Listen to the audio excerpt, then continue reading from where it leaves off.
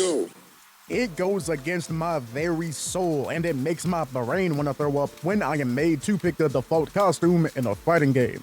Now, is that hyperbole?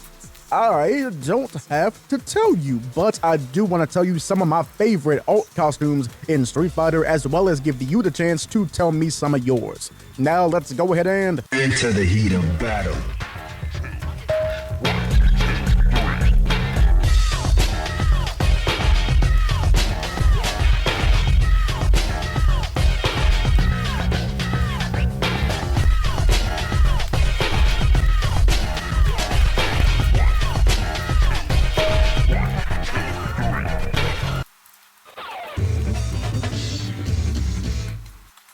Now, just to lay some ground rules before we get into it, we are not going to be going over any alternate colors like Violent Ken and Third Strike, and we are not going to be going over any costumes that are just a character wearing another character's costume, like Ryu wearing Mega Man's outfit.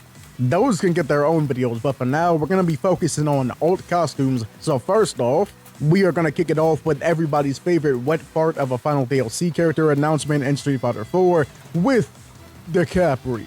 And we are starting off strong because not only is this one of my favorite designs in Street Fighter 4, not only is this one of my favorite alt costumes, but it is also one of my favorite designs in fighting games as a whole.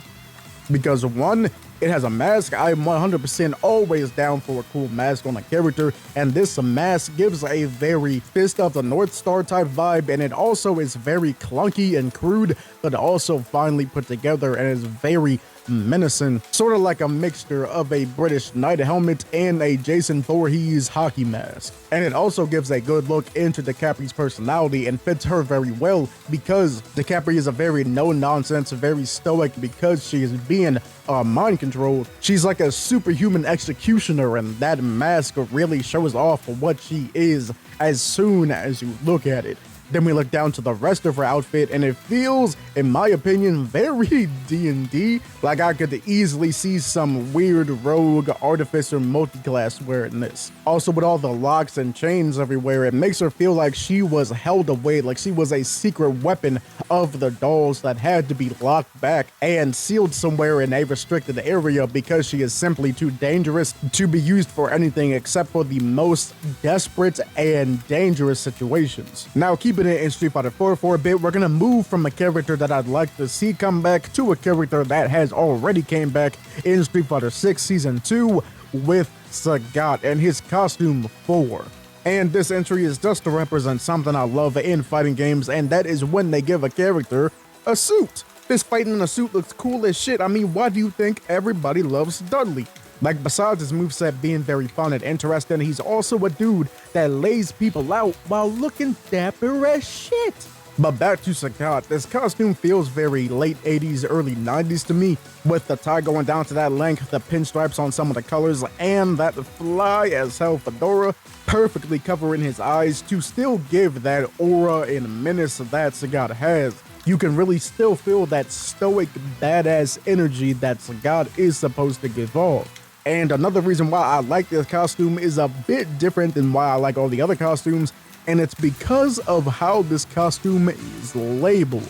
You see, this costume was a part of a special vacation set of Street Fighter 4 costumes. So, given the name of the set that this costume is a part of, given that he has holsters on his shoulders, that adds to that man of action, ready for business feeling, and that snazzy combination of a hat, scarf, and suit, it makes me think of this imaginary AU version of Sagat, where he joins up with Interpol and handles different Street Fighter and Shadowloo cases in beachside type locations where people would be vacationing. So essentially, I'm saying this feels like a Miami Vice version of Sagat. And since I want to keep it to just a few alternate costumes per game, we're going to take our final look at Street Fighter 4 with Sakura's first alternate costume, and this one is on this list for kind of a stupid reason, because this one is on here because of one particular color. And don't get me wrong, this is a good looking costume. It's not crazy at all, it's not like uber cool, but it makes this list for this color specifically because Hey, it's me, Goku! Anyway, now on to Street Fighter V, a game whose lifeblood was basically alternate costumes. We're gonna take a look at a character that makes me sad to this day. A character that should have been much more important, but was made basically a jobber. We're gonna look at Necalli. Now, the Necalli costume we're gonna look at is his Battle Outfit 1, and I love this one because, honestly, he just got that shit on, though. He's this cool-ass heavy metal grungy animal. And speaking of heavy metal, this costume feels like it fits at home in any sort of heavy metal movie or heavy metal magazine.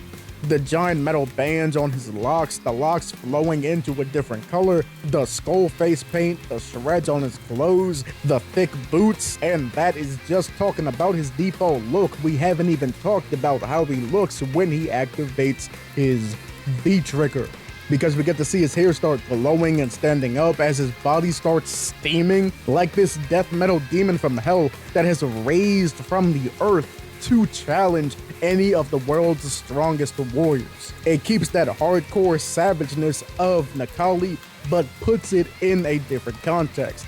Now, we go ahead and look at the glutton of Street Fighter V's costumes, a character whose greed and avarice knows no bounds and sickens me, a character that drowns in costumes while characters like my fucking boy Vega dies of thirst.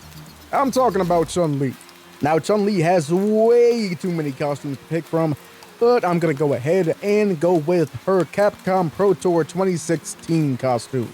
Now, this costume just screams out pure elegance to me. This feels like what Chun-Li would wear to a red carpet, a giant event. That deep scarlet red to flip her usual blue being outlined by this nice gold trim. The giant feather boa, the jewelry, the lipstick, the makeup, the haircut that feels very Hollywood starlet. I just really like the direction of this costume, because since this costume is based around an event that has been built to an entire year, like the Capcom Pro Tour, so it makes sense that this costume is made to look like something she only gets to wear for one night only. And as we make our last stop at Street Fighter V, we reach a costume that I can only describe as the people's champion of Street Fighter alternate costumes. We reach Ryu with his Battle Costume 1. This is one of the most universally beloved costumes in Street Fighter's entire history. When this costume was first seen by the masses, it was almost universally agreed upon as what he should have looked like in Street Fighter V for his main look. Everybody felt it in their bones so much that it became the basis of what he looks like for his main look in Street Fighter 6. I made a whole video about the evolution of Street Fighter designs and how this design perfectly shows the evolution of Ryu as a world-traveling warrior. The clothes being tattered and ripped from the endless battle, the bandage to show the wear and tear on his body, the beard to show that he is more concerned with his training than his outward appearance. He doesn't have time to sit there and shave. Everything about this costume is just perfectly Ryu. Now, as we arrive for our final destination for today, Street Fighter 6, we're gonna start off with a newcomer to the Street Fighter franchise, the beautiful costume of Marisa with her outfit 3. Now, Marisa sees the concept of fighting through a different lens than all the characters in Street Fighter. She sees it as a kind of love language, a passion and romance to be shared with other people, so much that she is only attracted to good fighters. And you see this once you get towards the end of her world tour story, because you help her decide on who she'll marry based off of how good they fight you. And when you tell her they're both good fighters, she says, fuck it, I'm marrying both of them. And you know what? I'm marrying you too. That's right, y'all. She is our wife collectively. Love her, cherish her, and cherish this costume that is her beautiful wedding attire.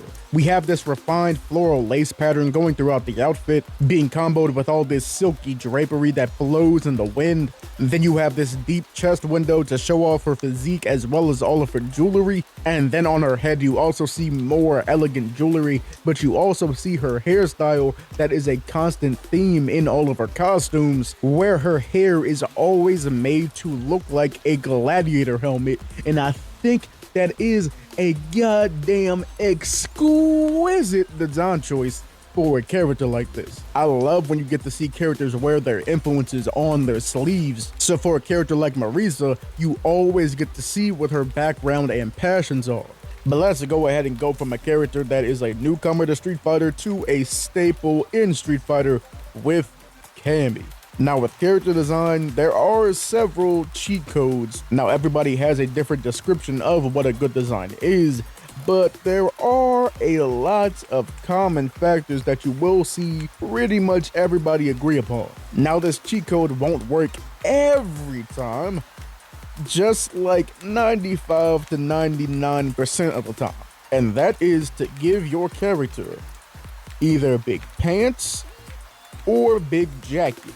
Now it's hard to pull off both, but if you just get one in there, yeah, you're gonna be pretty set. And that brings us to Cammy's outfit 3. Here we see Cammy wearing this big and long, sort of tech-aware styled jacket. The big pockets feel very tactical yet stylish, and the geometric patterns of white and black running through the jacket keep the design very simple yet very striking with the different pops of white, with the black being there to help balance it out. That brings me to the black clothes underneath her jacket, and they're pretty simple, just a crop top sweater, some shorts, holsters, boots, but the gloves and the compression shirt underneath that sweater with the pops of red on top of the black also make them feel very striking themselves. And for her hood, now that I'm looking at Cammy, it feels just right. Like for a character with Cammy's personality and background, she just screams the type of character to have some sort of dramatic hood reveal, you know? Now, as we reach our final costume for the day, we see one of my favorite costumes in Street Fighter 6. But not only that, one of my favorite character designs in fighting games as a whole.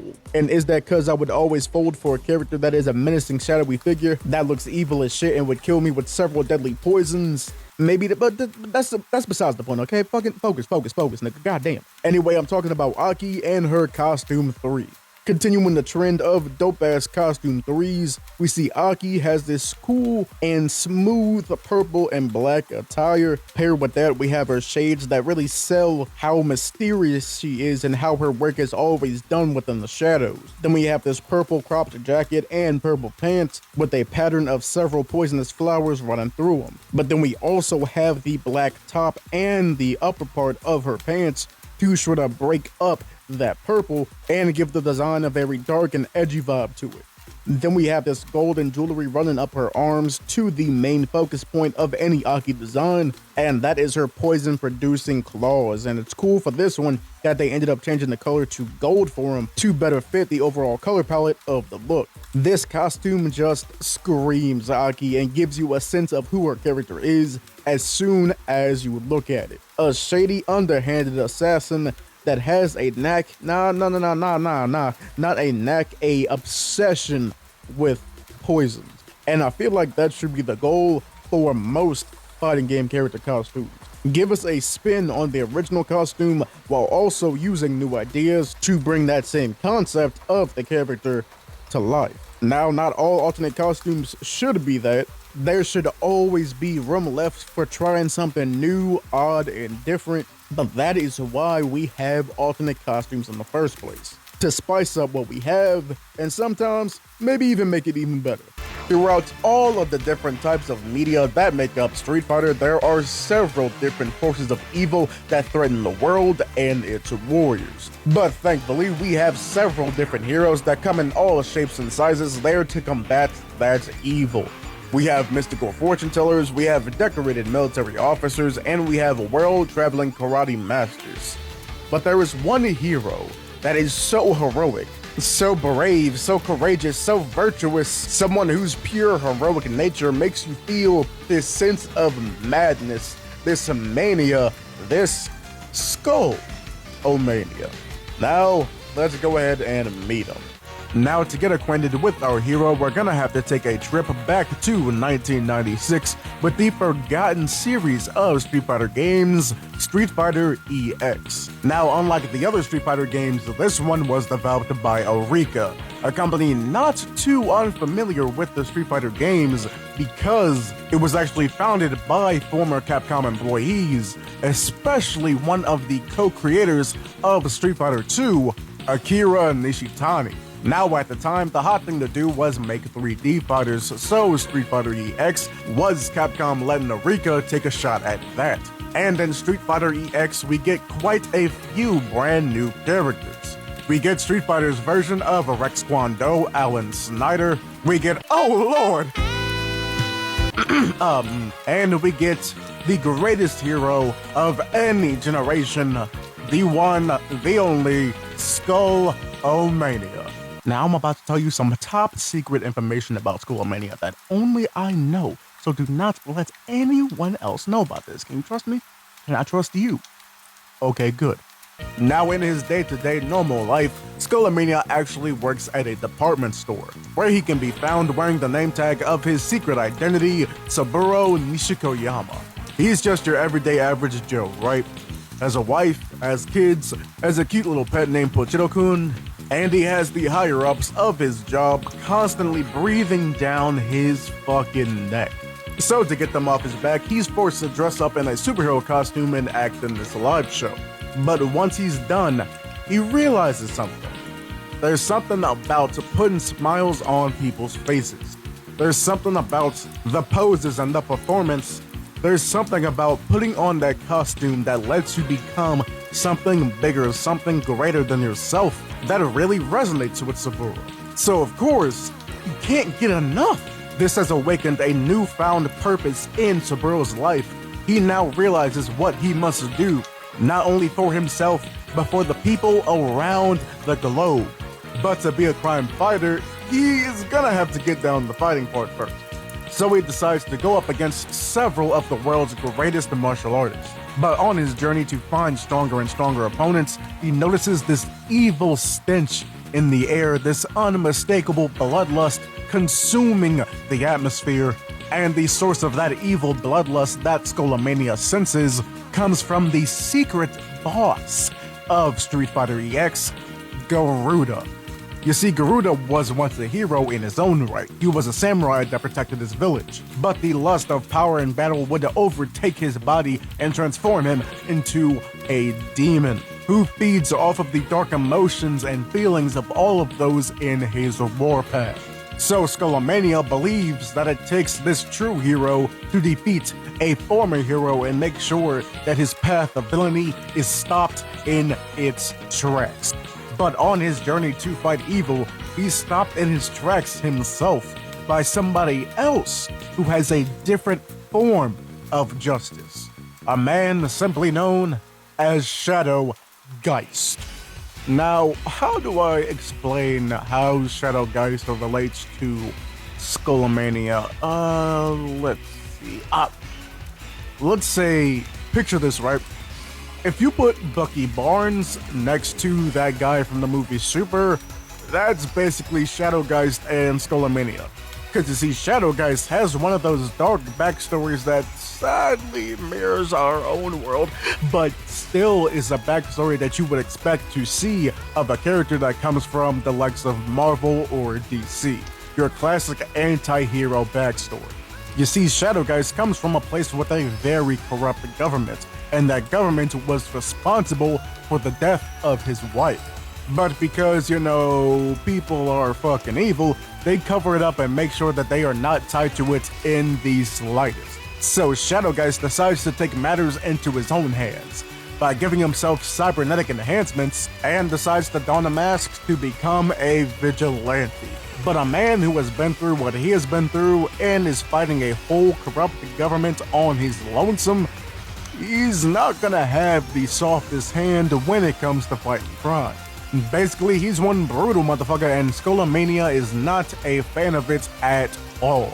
So Skullomania believes the methods of Shadowgeist are too villainous to be considered a hero. So he sees him as a brutal madman instead of somebody fighting for justice. But what exactly inspires Skullomania's quest for justice, and what inspires Skullomania's design as a whole?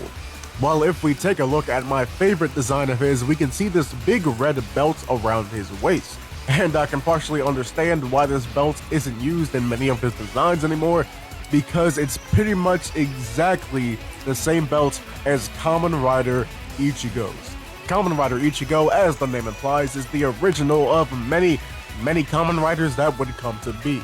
For those of y'all that don't know what Kamen Rider is, it's basically the big brother of Super Sentai. Or for those of y'all that know it in the West, Power Rangers.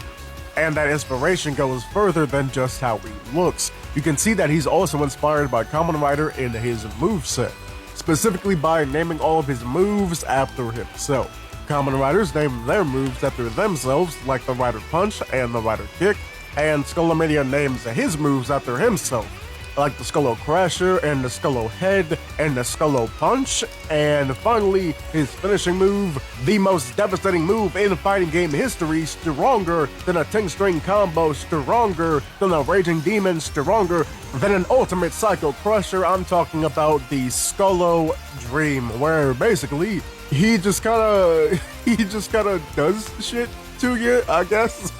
Let's see, what does he do? He stomps you in the balls, he does a Claudio giant swing, he has a rubber hose cartoon fight with you, he sits you down to have a nice intellectual conversation, which is very considerate and sweet. Did I mention he stomps you in the balls? He stomps you in the balls, yeah, I can't forget that. He does a rider kick, which is very funny, and then he does, at the end, a nice dynamic pose to show off his victory. His Kamen Rider inspo goes even further with his Player 2 design, which is inspired by the counterpart of Kamen Rider Ichigo, Kamen Rider Nigo, with the red boots and gloves. And get this right, his Kamen Rider influence somehow gets even deeper because that skull theming comes from the predecessor of Kamen Rider, the prototype Kamen Rider Skullman. Now I'll try my best not to get too deep into the rabbit hole because this video is about Skullomania and I want to keep it to him, but essentially Skullman was the manga that the creator of Super Sentai and Kamen Rider made, Shotaro Ishinomori, to be essentially the stepping stone to what Kamen Rider would eventually be. And I love that so fucking much because niche influences like that are the reasons I love character designs like this. It's like wearing your influences on the character's sleeve, but still making them interesting enough to where you don't even have to know what the influence is.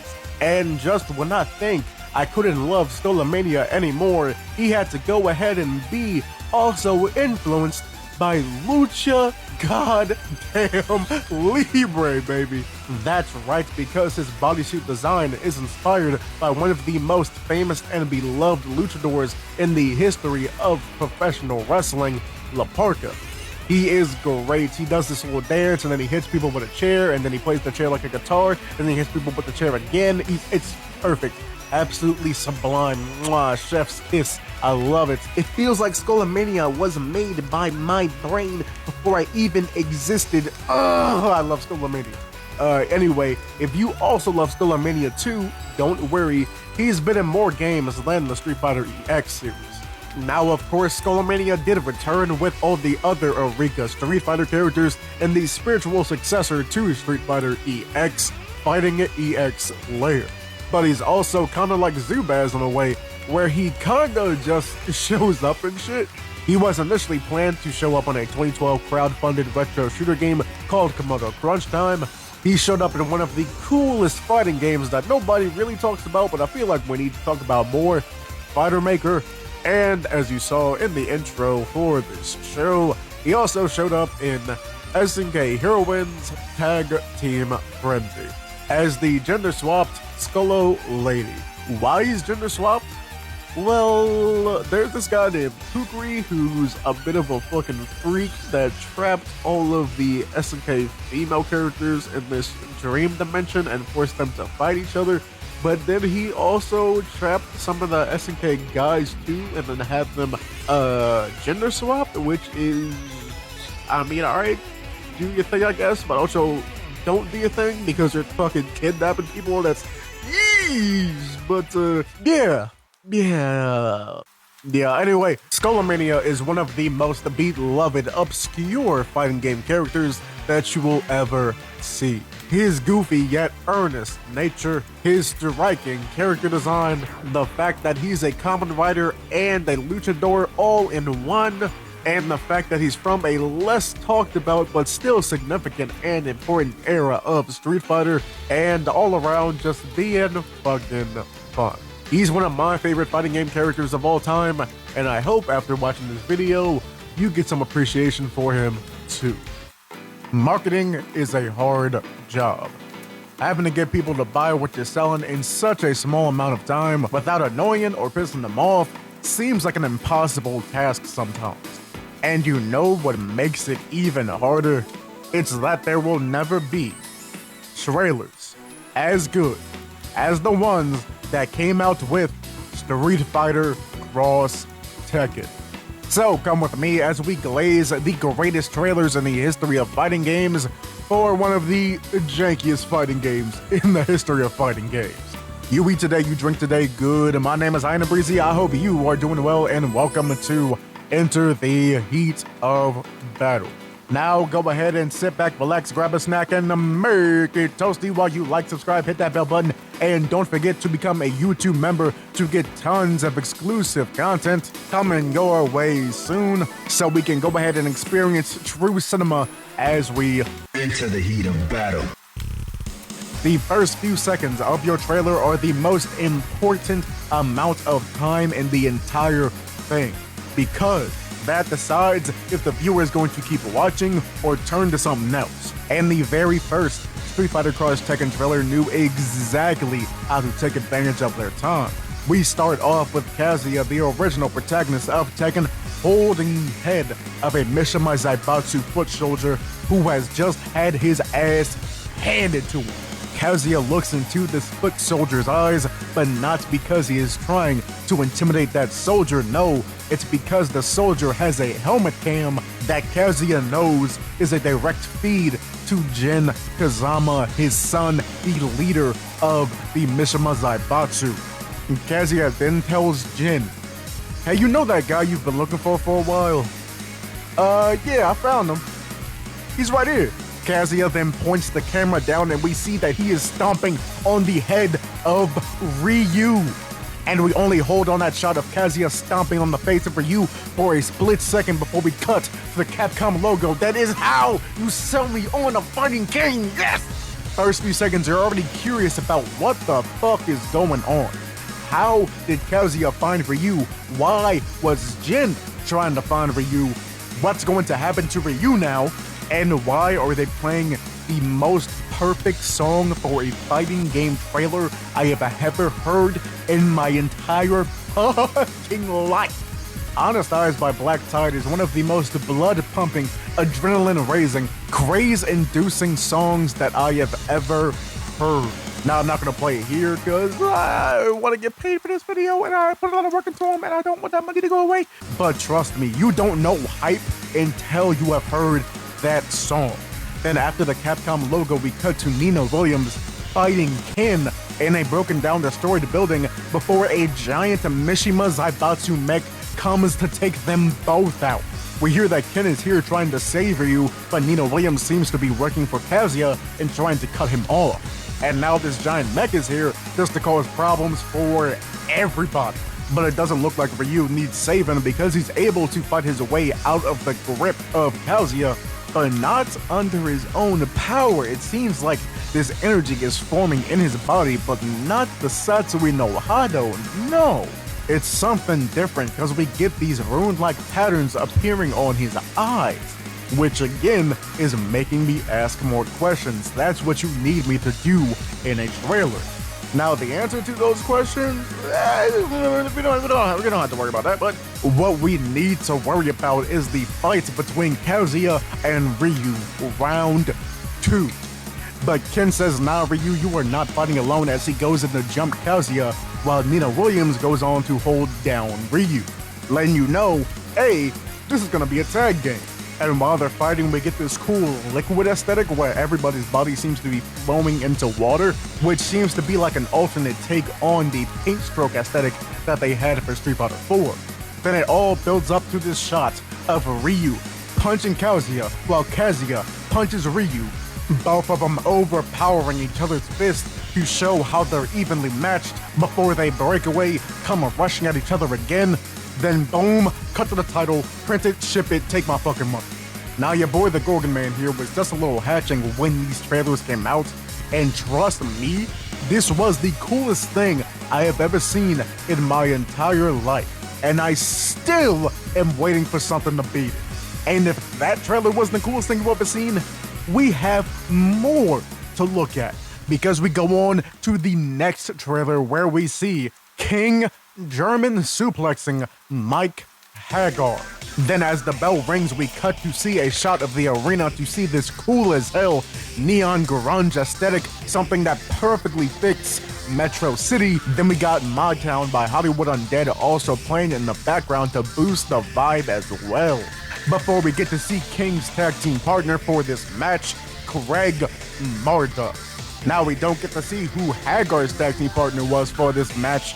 Maybe it's like Gunlock or somebody else from Saturday Night Slam Masters. Now me personally, I hope it was Black Widow because Hello, sailor! But we don't have time to worry about that because what is this? It seems like we have a new challenger in our midst with Poison, another Metro City resident.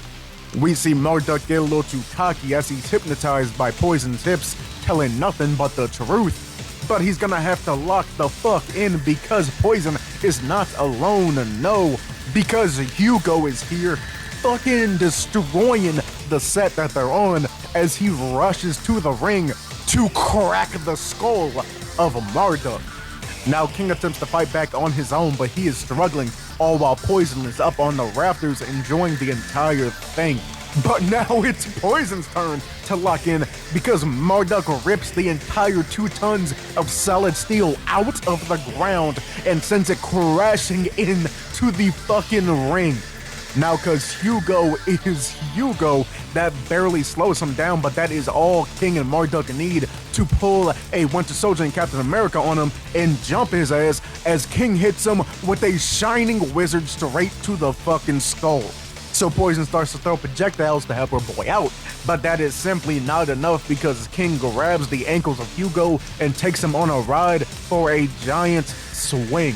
And something that's kind of funny that we see with the giant swing is that we get a spotlight saying, "You're on the Hugo round," which wasn't needed in the slightest, but it's that subtle detail, that one small thing to make the shot more dynamic, shows the love and attention that were put into these trailers. Then King sends Hugo crashing into Poison as we cut to the title of Street Fighter Cross Tekken, ending the trailer. But no, wait, this trailer has after credits because we get to see that new challenger sign flashing again before it is kicked into smithereens by a shadowy figure.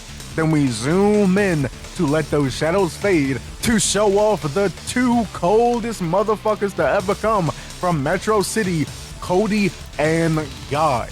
Probably one of the best endings I've ever seen to a trailer, period. I put it right up there with the Halo Believe trailer, where Master Chief lifts his head to look at the viewer. That's just another strength of the Street Fighter Cross Tekken trailers, where they leave you wanting more.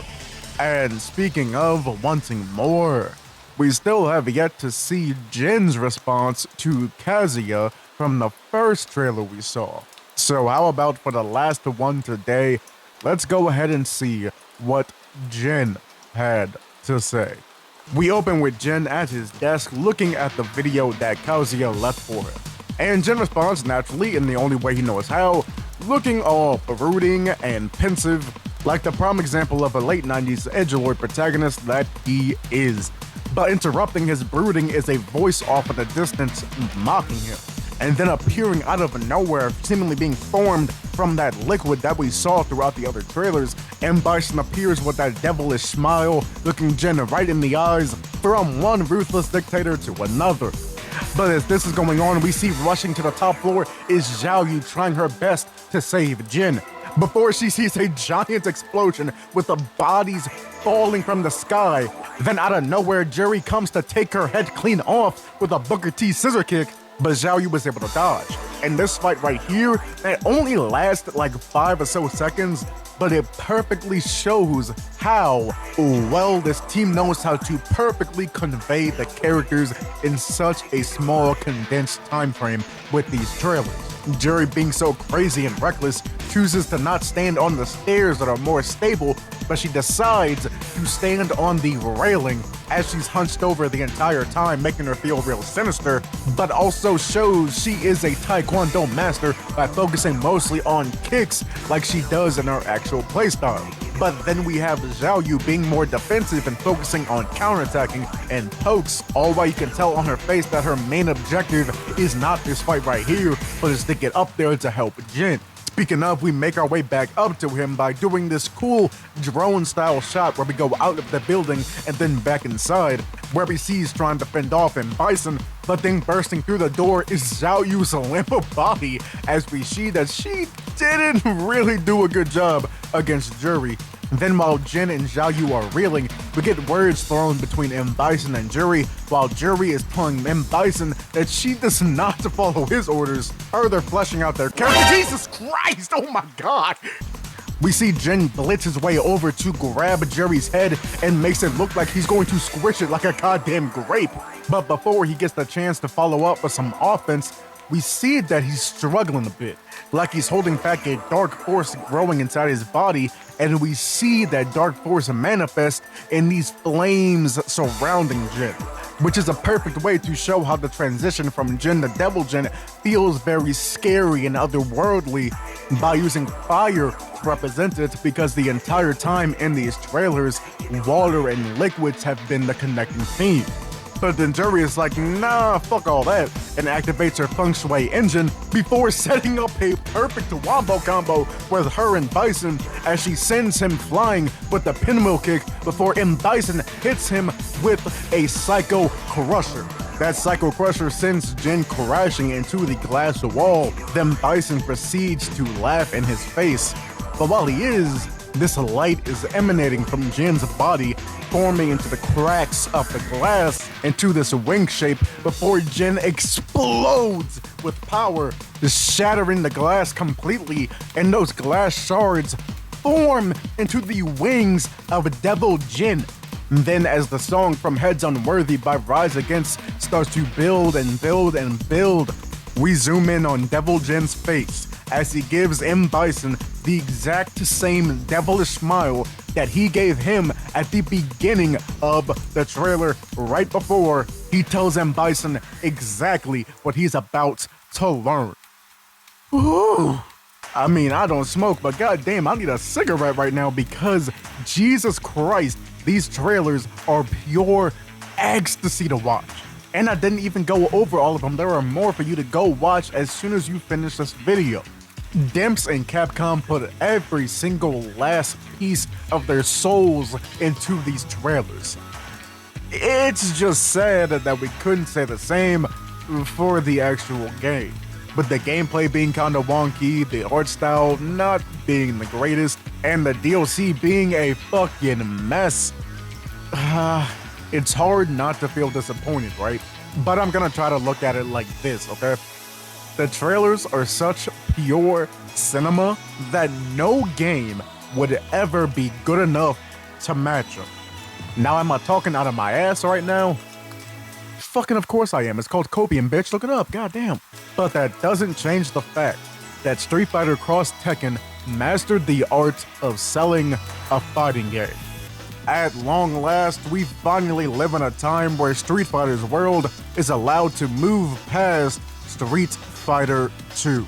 And naturally, we're gonna get some new designs to show off the passage of time. And with the passage of time, these new character designs show off that the World Warriors have grown as people. But how exactly have they grown and what details are used to show that off? Well, let's go ahead and find out together. Starting off with the poster boy Ryu, let's go ahead and look at his Street Fighter 1 design first. Now, the one thing that always stands out to me when comparing this to his future designs, besides the fact that he was a white guy for a split second, is his reddish brown hair. I kinda feel like the brighter color gives off a sense of youth and an experience, since this is a younger Ryu and he's just starting his journey to become a more well-rounded warrior. But see, it's not just the color of his hair that shows off how young he is, it's also the shape and form and texture of his hair. Here you can see his hair is much more bouncy and longer and free-flowing. And right under his hair is the thing that I feel that most people recognize when telling apart his designs from Street Fighter 1 and Alpha to his design in Street Fighter 2 and beyond, the white headband, which is different from his most iconic look, the red headband. Now, originally, the change from white to red in Street Fighter 1 to 2 isn't really given an explanation, and honestly, why would they at the time? The story has not gotten to where it is today. But in Street Fighter 2, the animated movie, we were given an explanation that originally wasn't canon, but since it's gotten so popular and the movie has done so well, it's been adapted into what actually happened. During a sparring match between Ryu and Ken, Ryu is knocked down this fucking huge flight of stone stairs that he just walks off. But I guess if you're getting hit by fireballs and electrocuted all the time, that's nothing to you. But he wasn't left unscathed because he starts bleeding from his head. And in one of the most yaoi-ass scenes I've ever seen in the history of fighting games, Ken gives Ryu the piece of cloth that he uses to tie his hair back and wraps it around his head to stop the bleeding. This right here is one of Street Fighter's most important moments and one of Ryu's most defining moments as a character, because it shows off no matter how far they go from each other, no matter how much life splits them apart on two different paths, Ken will always be there for his best friend and rival, and the same goes for Ryu. No matter what happens, life will always bring them back together to have a quick old nice sparring match. Now let's look at what else changed in Ryu's design as he transitioned into Street Fighter 2. Now here we get the definitive Ryu. Now with the red headband, his hair has gotten shorter and darker. Also for portrait sprites in Street Fighter 2, you see he's grown a little bit of facial hair there. That shows he's a bit older and wiser, and what also shows that is that for most artworks his face has gotten more chiseled and more square, showing a sense of strength and maturity. Now looking at his gi, it's mostly the same, but there is an extremely important change that you see when comparing artwork from Street Fighter 1 and Street Fighter 2, and it's the frayed and distressed edges on his top and bottom. In most of the art for Street Fighter 1, it seems more clean and uniform, making it kinda look like the gi was given to him without sleeves in the first place, or he properly and neatly cut them off with a pair of scissors. More the second option when you see how he looked in the Street Fighter animated movie, but in Street Fighter 2, his gi looks more rough and tattered, showing that the gi has experienced so much wear and tear, and Ryu probably just ripped the sleeves off when he noticed that the stitching was barely holding on by a thread. One gi shows off a warrior that trains in a dojo, the other shows off a warrior that trains by traveling the world. And the one thing I feel like was the best change in Ryu's design was how the colors were balanced now. Now sometimes you get Ryu with brown gloves and sometimes you get Ryu with red gloves. Me personally, I prefer the red gloves for two reasons. One is because of the color balance. If I just throw on the screen how Ryu's colors are placed, not an actual piece of art of Ryu, just where the certain colors go on his body, you instantly know, hey, that's Ryu. The majority white gi to be the base, the black hair and black belt being there to balance it out, and the pops of a bright saturated red to make him really stand out. And the second reason I prefer the red gloves is because they make the strikes more impactful. When you see a blur of a bright, more saturated red with each punch, the punches will have more impact because that deeper red is much more eye-catching to most people. Thus, your eyes will follow it easier, as opposed to the duller brown gloves that are more likely to blend into the background when you see attacks coming at you. And finally, what I feel the Street Fighter 2 design does much better than the Street Fighter 1 design is he got rid of the slippers. I don't know, just something about them. I don't like them. I don't know. Maybe because they feel too slender and proper for Ryu? I don't know, walking around barefoot feels much more in character for Ryu. Somebody that cares more about his training than getting a nice pair of shoes. But now it's time for the most goated looking version of Ryu that there has ever been and that we have ever got, Street Fighter 6's Ryu. This is Ryu, I don't want to say at the end of his journey, because a character like Ryu is inherently built around always getting stronger and always learning more to make himself more of a complete person and more of a complete warrior. This is more of a Ryu who conquered his demons, who has saved the world countless times, and has matured into a martial arts master. Because a real master knows that you are never done learning. The first thing we gotta talk about in his new design, the beard. We have to. Because one of the easiest and most effective ways to show a character has grown and gotten stronger is just to give him a beard. And the beard works perfectly. We got a glimpse of it in Street Fighter V with this costume that everybody agreed it should have been his default look. But for what we got in Street Fighter 6, they finally had the right idea. Ryu is essentially enlightened, and that's thanks to his training from Oro in the Street Fighter 3 series. And I thought that was shown by the cloth around his body called the Kasaya, but instead of being a reference to Oro, I've learned that it's a reference to his late master, Goken.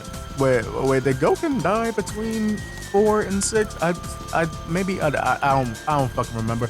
Anyway, we also see Ryu return to the brown gloves, which I feel works much better in this design compared to his last ones, because his entire color palette as a whole in this new costume is much more less saturated and more earthy. Then we got some wraps around his abs to show that he still trains hard even through injury, and some roped sandals which I feel work much more than the red slippers he had on. And also I feel could be a subtle nod to Akuma? I like to think of it that way because it also matches with that Kasaya from Goken, sort of embracing the two brothers, and also shows Ryu is not straight up rejecting the influence that Akuma has on him, but more so accepting it and understanding it and knowing what to take from Akuma while also knowing what to avoid. So yeah, all around Ryu's designs show over time that he is a constantly training, constantly getting stronger, constantly learning and constantly growing world warrior who puts his training both mentally and physically above anything else. Now, let's go ahead and take a look at the other Street Fighter protagonist as we take a trip to Memphis and talk about Luke. Now, the reaction to Luke's design in Street Fighter V when he first debuted was heavily mixed. Some people hated him and some people loved him. But I also think that has to do with how good he was at the end of the game. Where I stand on it though, I'm kinda mixed. Because of course the next protagonist is going to be an MMA guy. Since the popularity for mixed martial arts has blown up when compared to how it was in Street Fighter 2's time. But I feel like that doesn't weigh in too much on his design, because I feel like this design suffers from doing too much. First, let's get it out of the way. The hair's not working. It looks like an uncooked pack of ramen noodles. I think they wanted to go for a sort of slicked back but messy look, kinda like he worked on it and made sure it looked good before he got into a fight, but from the fight it got all disheveled and messy and wet from being sweaty. I feel like if they toned it down just a little bit and made some of the strands blend in together more, it would have been fine. But another thing about his hair that isn't always talked about is the star designs shaved into his undercut. I love a good undercut design. I think more characters should have them in games like this, but when you're already doing so much with the top of his hair, adding more to it with the bottom half is just gonna be really, really clunky. But then we get to the part of his design that I actually really like, the nose strip and the braces. Luke is essentially a young, hot-headed punk who still does not know who he is yet. And we were essentially told this when he was first shown off by them talking about him being the future of Street Fighter. so we knew he was going to grow into something different when the next game comes around. Also, remember when he first showed up and everybody thought he was Captain Commando? Isn't that shit kind of crazy? I mean, I kind of see it, but nah, man. But anyway, I feel like the braces is an amazing way to show that off. And the nose strip is just something I'm a fan of, no really big reason, other than I loved seeing it in early 2000s animes, and it reminds me of that. Then we get to his tattoos, which I feel, they feel a little too, temporary. Like, yes, Luke is a character that served in the military, and it's always good to show you a character's history and their design, so you know what they're about when you first look at them. But just doing stars for the tattoos and doing that one on his chest make them feel a little too like they're not supposed to be there. And it makes him feel a little too unorganized, which fits his personality very well, but I feel like that was not the intention when adding the tattoos in the first place. I feel if they did something like giving him sleeves on each arm, tattoos that start in stars but maybe go up into like a flame, or like a soaring eagle, or have that V design, would have felt more coherent and also work with the fact that all of his most important moves have to do with him punching. And talking about his arms, yeah, it's hard to not talk about his Popeye arms. Now this may be a little controversial, but they've really grown on me. Because for a type of character like Luke, where he throws nothing but haymakers, I think it works for him. As for the fight shorts and the compression pants underneath, along with his MMA gloves, I think they're done very well. The colors are great, and I like how it has the blue and yellow to show off that this is Capcom's new mascot for Street Fighter, essentially wearing Capcom's colors as his own. And it was also a nice touch to add the different logos from different companies sponsoring him, because it shows that, yeah, he's young and he's reckless, but he's also been fighting long enough that he's good enough to get his own sponsors. So I feel like this design essentially suffers from trying to do a little bit too much, but with a good intention. To me, all it really needed is some toning down and he'd be great. But honestly, I think this design kind of works better in Street Fighter 6's art style than it does in Street Fighter 5. But while we're still talking about the Street Fighter 5 costume for Luke, there is one thing I have noticed in both 5 and 6, and it's that Luke always has one alternate costume, in my opinion, should be his default costume. And in Street Fighter 5's case, I feel like it's this one, because it tells you everything you need to know for Luke's character, but also does it in a cleaner and simpler way that fits more in line with the design trends of Street Fighter. First off, the bright blue and yellow, so giving him a clear and distinct color palette right in your face, the camo showing off that he served in the army, the sneakers, the rolled up sleeves and pants legs, plus now wearing a shirt underneath his jacket but deciding to wear an oversized hoodie. All of that still shows his youth and that he's an up-and-comer still in the world of Street Fighter. Another thing about this design is that I feel it balances out some of the things that people didn't like about Luke. Mostly the tattoos not being as overbearing because it has that blue and yellow top to take the spotlight away from him. But then there's the hair being less distracting, but still distracting, by the bright yellow of the hoodie even in and out of it. Honestly, the only thing I don't really like here is the camo gloves that aren't the same camo as his jacket and pants. Maybe make those yellow also, or maybe the same orange from the other gloves that he had on, or just straight up switch the gloves. Either way, it's a small thing and an overall great design for Luke.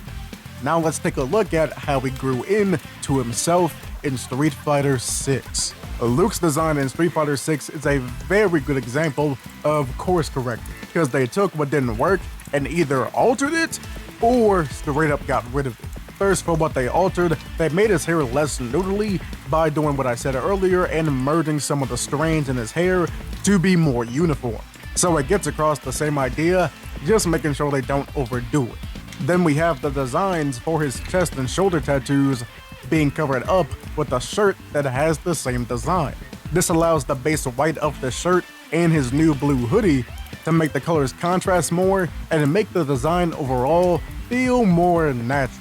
Then underneath that hoodie, we got a slick design of the black sides of the shirt flowing into his new black track pants, which helps keep the design not too saturated, while also letting the upper part of his body pop more. Then he brings back the orange gloves, which still work great, and on his arms, replacing the tattoos that I felt didn't look like they belonged there, is battle scars. Not only on his Popeye arms, but also on his eye and on his cheek. Those, plus getting rid of the nose strip and the braces, shows how Luke has matured over time between Street Fighter V and Street Fighter VI. The rolled up sleeves and the sleeveless hoodie still show off that he's young and hungry, but the scars show that he's battle tested now. But there is one thing for this design that I cannot handle. I don't know why this was done. Maybe because it carried over from the Street Fighter V design, but I feel for that one, it at least makes a bit more sense. And that is, why the fuck don't he got shoes on? This may be the most nitpicky thing I talk about in this entire episode, but come on, it just doesn't work for me at all. Put some shoes on, man. I feel like some shoes designed after his shirt with some splashes of blue from that hoodie would have been great. It could have made this design feel more whole and complete, but now, to me at least, it feels like he's a character from World Tour that's in the middle of changing his outfit and hasn't exactly picked out the right shoes yet. But like I said earlier, he does have a design in this game too that I feel should have been his default design, and that's his costume too. It's an evolution of that design that I liked more in Street Fighter V, pretty much having the same transition that the real default costumes from 5 and 6 did, just in a different way. The pants are less baggy, but still have tears in them to show off that he's still rough and ragged. His pants legs are tucked into his shoes, but the shoes aren't tied up all the way, so you can still feel that youth in his design. He has a fun new addition to his design with that gnarly 90s backwards hat. Way past cool. He has a shirt now that's really loose fitting to make him feel more relaxed and chill. And he's still wearing his army jacket, this time being less saturated in color, so it mixes better with those camo gloves. And the sleeves are there this time, just being rolled up, and they have his other tattoos that he got rid of, as opposed to his old jacket that had no sleeves, so he kinda feels more mature here. But also making sure he is showing off those gigantic Popeye forearms. Now, I do think this costume is dope as hell, but I do think that this colorway feels a little bit more Capcom to me, since it has more striking and distinct colors, but it doesn't mean that the default is bad in any way. So when it comes down to Luke, I feel like at the beginning he was a character that suffered from trying to do too much, but then on his second go around for a game, we got to see him distilled down to the pure essentials for his character design. Even though I think these two costumes should have been his default, I do believe that his default in Street Fighter VI really shows off that he is a great choice to carry the torch as Street Fighter's new protagonist. Now it's about time we take a look over at the evolution of the First Lady of Fighting Games, Chun-Li. Now when talking about Chun-Li's designs, we're gonna go in chronological order in the way events happened in the Street Fighter world. So let's start with Chun-Li's Street Fighter Alpha, or Zero, costume.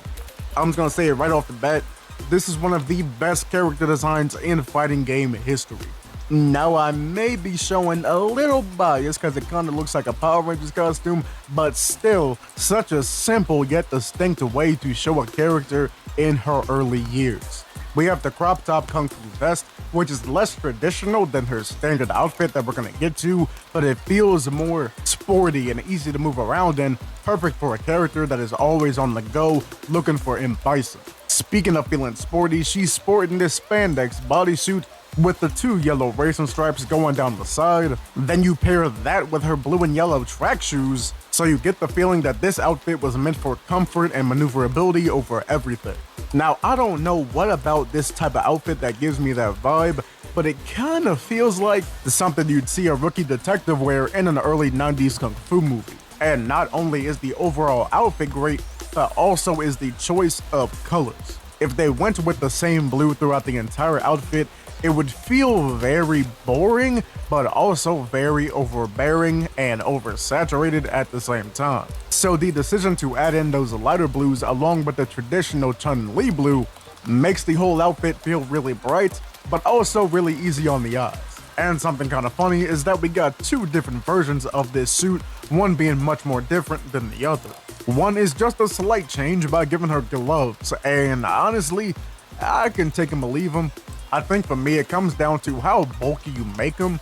If they look like thick 7-ounce training gloves, then I'm not really a fan, because they kind of throw the whole design out of balance for me.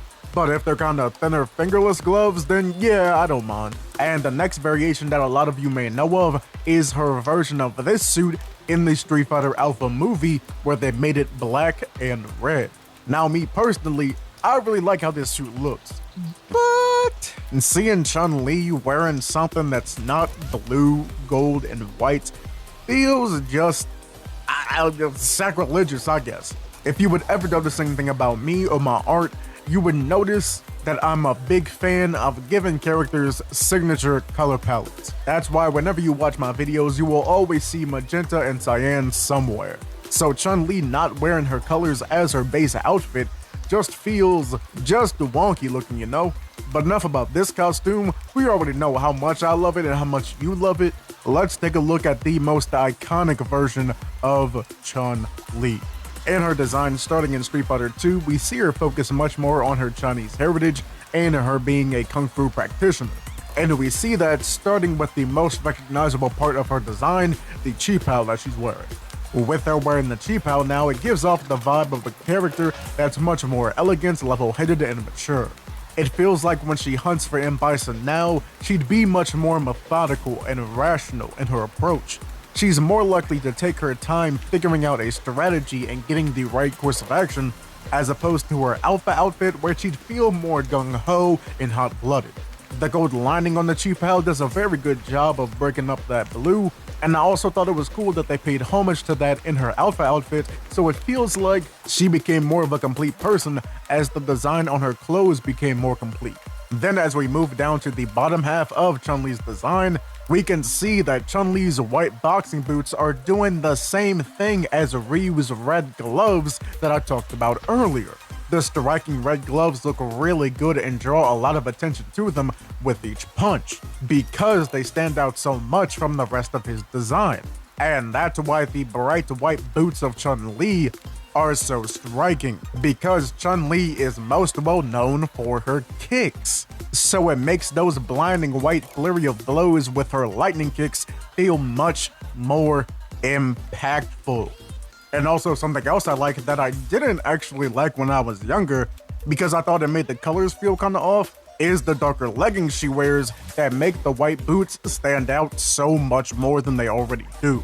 Because like, it's Chun-Li's legs, you really don't gotta do much to make them stand out, they're gonna do that on their own, so it's a good idea to draw the eye to the part that she's actually attacking you with. Then as we move back up, we see our final point for this design, Chun-Li's spiked bracelets. And honestly, for the longest time, I have been so back and forth on them, because they don't feel very Chun-Li to me, but as I look at her design or sketch out her design without them, I can't imagine them not being there. It just feels weird. And I think I know why now. It's because they do such a good job at balancing out these sleeves that are real poofy from the chi pao.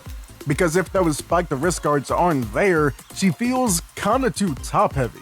And for a character with the most famous kicks in fighting games, you don't want all of the attention to go above the waist where her legs aren't even there, you know what I'm saying? Also, it's a nice touch that they took the metal spikes from this design and turned them into metal studs for the past design in Alpha, just to show another example of how she evolved as a character. But as we continue to evolve to Street Fighter 6, we get to what may be my favorite design in all of Street Fighter.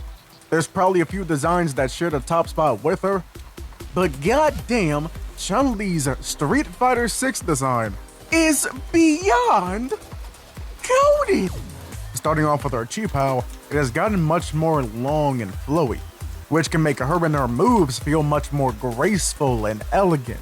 Also, we get a brand new design taking full advantage of her longer outfit, where we follow two birds rising out of and flying above the clouds. Also, we get a different type of gold trimming around the outfit as it goes across her chest and going down her side to outline the rest of the outfit, almost like it's a golden frame that borders the artwork that is on the front of her cheephao, making her a literal walking work of art.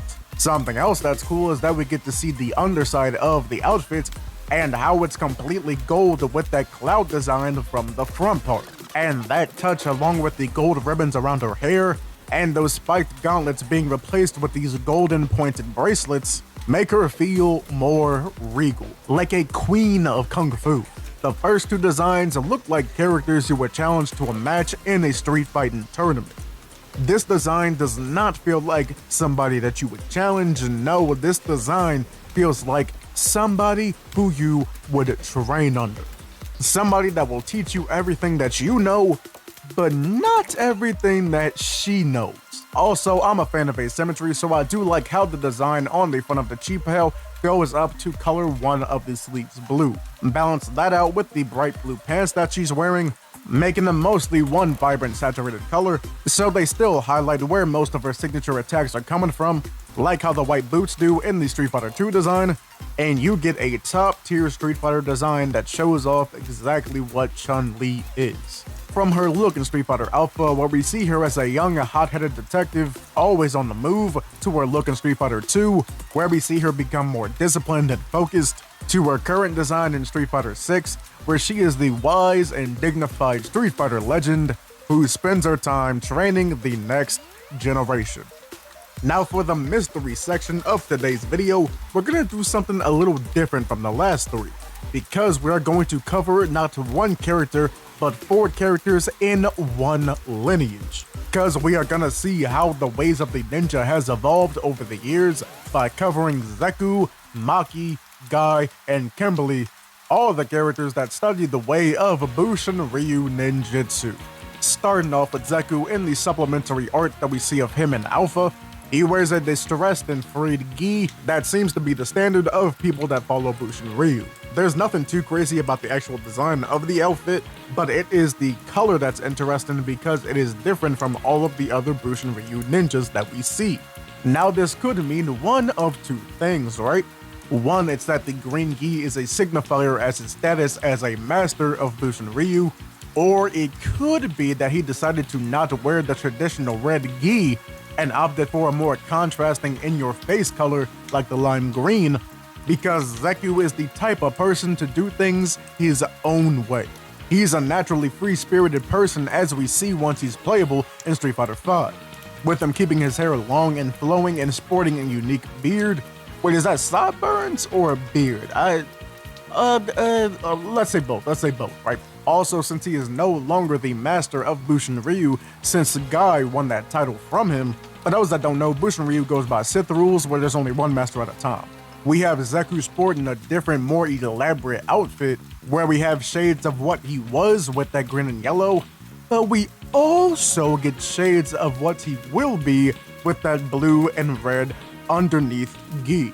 Because when he transforms into his younger form, he looks a lot like another Capcom ninja that we see in the far, far future, Strider Hiryu, because Zeku is the creator of the Strider Ninpo style. Isn't that so fucking cool and creative? But enough about Zeku, let's move on to both Guy and Maki. Now I'm covering these two at the same time for a good reason. Now the top of their outfits isn't what I want to talk about here. Guy's outfit is just Zeku's but red and less beat up, and Maki's is just Guy's but without the pants. But there is that ninja chainmail that I always love to see in a ninja design, but that is not where I want your eyes to go. Where I want your eyes to go is lower down onto the kicks that they have on their feet. Now for ninjas in video games and just fiction in general, you usually see one of two types of footwear, either ninja tabbies or sandals. But these two like to go with sneakers, and I think that is so cool, because it's such a simple and clean way to show how the Bushin Ryu style has been going on for generations. And it makes a lot of sense for them too, because the guy is not really the type to be fighting in the dead of night, sneaking through trees in the Japanese countryside. He fights in the middle of the city with his city's mayor and a dude swinging around a pipe. That's not exactly the setting for some ninja tablets. And so does Maki too, but her footwear is kind of different when compared to Guy. Because Guy in all of his art seems to wear lighter shoes or low-cut shoes so he can be more light on his feet. But Maki likes to wear chunky, high-top, more cushioned shoes. Like in this art right here, she is wearing some high-top forces. Which makes sense because she's a punk, bro. A Yankee, a delinquent because she used to be the leader of a gang in high school. And you can get more of that rebellious feeling when you look at her long hair that's all wild and unkempt. She's wearing her red forces because they look cool. She's not worried about the smaller things that would make her a better ninja, like choosing more maneuverable and durable shoes like Guy is. And that's why Guy is the one who ends up being the Bushinryu Grandmaster and not Maki, even though she wants it so bad. She's just not putting in what Guy is putting in. And now let's make our final stop on the Bushinryu train with one of my favorite Street Fighter characters and one of the best newcomers to ever come from a Street Fighter game, Kimberly. Kimberly takes the idea of a casual, modernized ninja from Guy and Maki, but instead of being more focused around the footwear, it goes up to her entire design. First, of course, we have her paying homage to her sensei Guy by wearing the top of the traditional Bushinryu gi, but she switches it up to be her own look. One, with her moving the Bushinryu symbol from the chest to the back, then also making it a crop top. Instead of the standard sparring gloves that the rest of the ninjas wear, Kimberly decides to go for more fashionable gloves to up her aesthetic more. She also pairs those gloves with a smartwatch. She then takes that yellow wrapping around all of the other Bushinryu ninjas' arms, and she decides to turn that into a design that wraps around her entire body, being woven into her pants. She also has those hip cutouts that other ninja characters wear, most famously Ibuki, but in her own way when she decides to go for these black leather leggings. While we're looking at the bottom part of her design, we can also see that she has a cassette player that she has connected to some neon blue earbuds, which fit her personality so much that it's woven into her moveset for one of her supers, where we see her listening to her own secondary theme song with said cassette player. She also wears chucks like her sensei Guy did at one point, but she makes them pop way more with those neon blue shoelaces. Another cool thing that we see about her that is different from all the other ninjas is that she wears what seems to be a kente cloth scarf that she can pull up into a ninja mask. She also uses some more kente cloth to tie her hair back with a little bow. And speaking of her hair, she has some of the coolest hair in the fighting games, with these long braids that don't really look dyed, but almost like they were dipped in paint. And I think that's really cool because part of Kimberly's character is that she is a graffiti artist. Kimberly's design is an example of how you take a character that is a part of a lineage and still showing that they have pride in that lineage, while also making it known that she is her own character. So for the Bushinryu ninjas that we see through Street Fighter, we don't see the evolution of a character, but we see the evolution of a style. Something passed down from master to student and would grow and change with each new coming character. And for those of y'all saying, yeah, you're making a lot of this shit up, right? Yeah, I am. Or maybe I'm not. I'm just reading into how these designs have changed over time and drawing my own conclusions as I look at them and remember the things that I know about these characters. And you can do the same thing because art is subjective. It is different for everyone that looks at it. Yeah, of course there's facts that go into the designs, but you can build onto those facts given how the art makes you feel. If you have your own ideas, assumptions, and facts you already know about different Street Fighter character designs and want to yap about them, go ahead and let me know about it in the comments. I'd love to read about them. And if you want to hear me yap more about fighting game designs, go ahead and let me know in the comments too. Because character design is my favorite thing in the world and I could yap about it forever. While you're down there, be sure to open up that description and follow me on BLUESKY to keep up with me, my art, and my videos. If you're feeling gracious and want to help these videos come out more frequently and become better, you can donate to my Ko-fi, or I do have YouTube memberships now with all sorts of stuff you can only get there. If you like my art and want some custom art made by me for you, you can go ahead and commission me through my website. Now before you go, please be sure to like, subscribe, and hit that bell button. And with all that being said, I know times are tough, but god damn it, we are gonna get through it. I've been high in the breezy, I was here, and I did the best I can. Later. I know that you'll be back. Even though Marvel vs. Capcom is one of the greatest series of fighting games to ever exist in the history of forever and ever and ever, it has had its share of highs and lows. I love the Marvel vs. Capcom series, but there is one thing I simply cannot forgive them for, and that is letting the hero of the series fade away and be forgotten. And I say not on my watch, because today we're going to sit here and appreciate all that there is when it comes to the Pirate Queen, Ruby Hart. Now I know there's tons of people out there that don't really pay attention to the story of Marvel vs. Capcom 2. Most people just want to sit down, grab a stick, and learn how to do a fucking infinite. But there is an actual protagonist to that game's story, and that is Ruby Hart. I mean, so is Cable technically, but like he has a ton of comics, is in a movie, is in a TV show. Everybody remembers him. We don't need to talk about him right now. This game, though, is Ruby's one time in the spotlight. And I do mean one time, because this is the game that she made her debut in. That's right, she does not come from any specific Marvel or Capcom property. She was made specifically for Marvel vs. Capcom 2. Or was she? Because there is heavy speculation that she was supposed to exist before this game even came out. Because she was at first supposed to be a Darkstalkers character. Supposedly. You see, according to former Capcom community manager Seth Killian and the famous yet infamous sound designer and producer Yoshinori Ono, it's true that Ruby Hart was made for Darkstalkers. But according to other developers, she's not. She was actually made for MVC2. Now this could just be one of the things where it happened so long ago and so much stuff happened in between her creation, and now that everyone's memories on how she came to be got a little fuzzy. But regardless, let's figure out what she became as the game hit store shelves. Ruby Hart is one of the most well-known, respected, and regarded pirate captains that has ever sailed the 7 seas.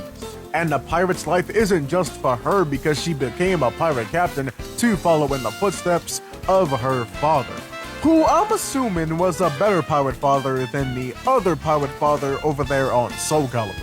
She has claimed her father's ship, the Partenaire, a flying pirate ship I might add, and soars the skies looking for the rarest and most valuable treasures that there is to be found. But there is one treasure that has caught her eye more than any other valuable treasure could, and that is the Armor of Erosion. But when Ruby uncovers it, she learns that the Armor of Erosion is more dangerous than anyone could have imagined, because hiding inside it, laying dormant, was the final boss of Marvel vs. Capcom 2, the Abyss. No, not that guy. No, not that guy. There you go, you got it. Abyss is so powerful that having him just wake up sends a massive destructive wave of pure evil energy that destroys or mutates all flora and fauna within the area.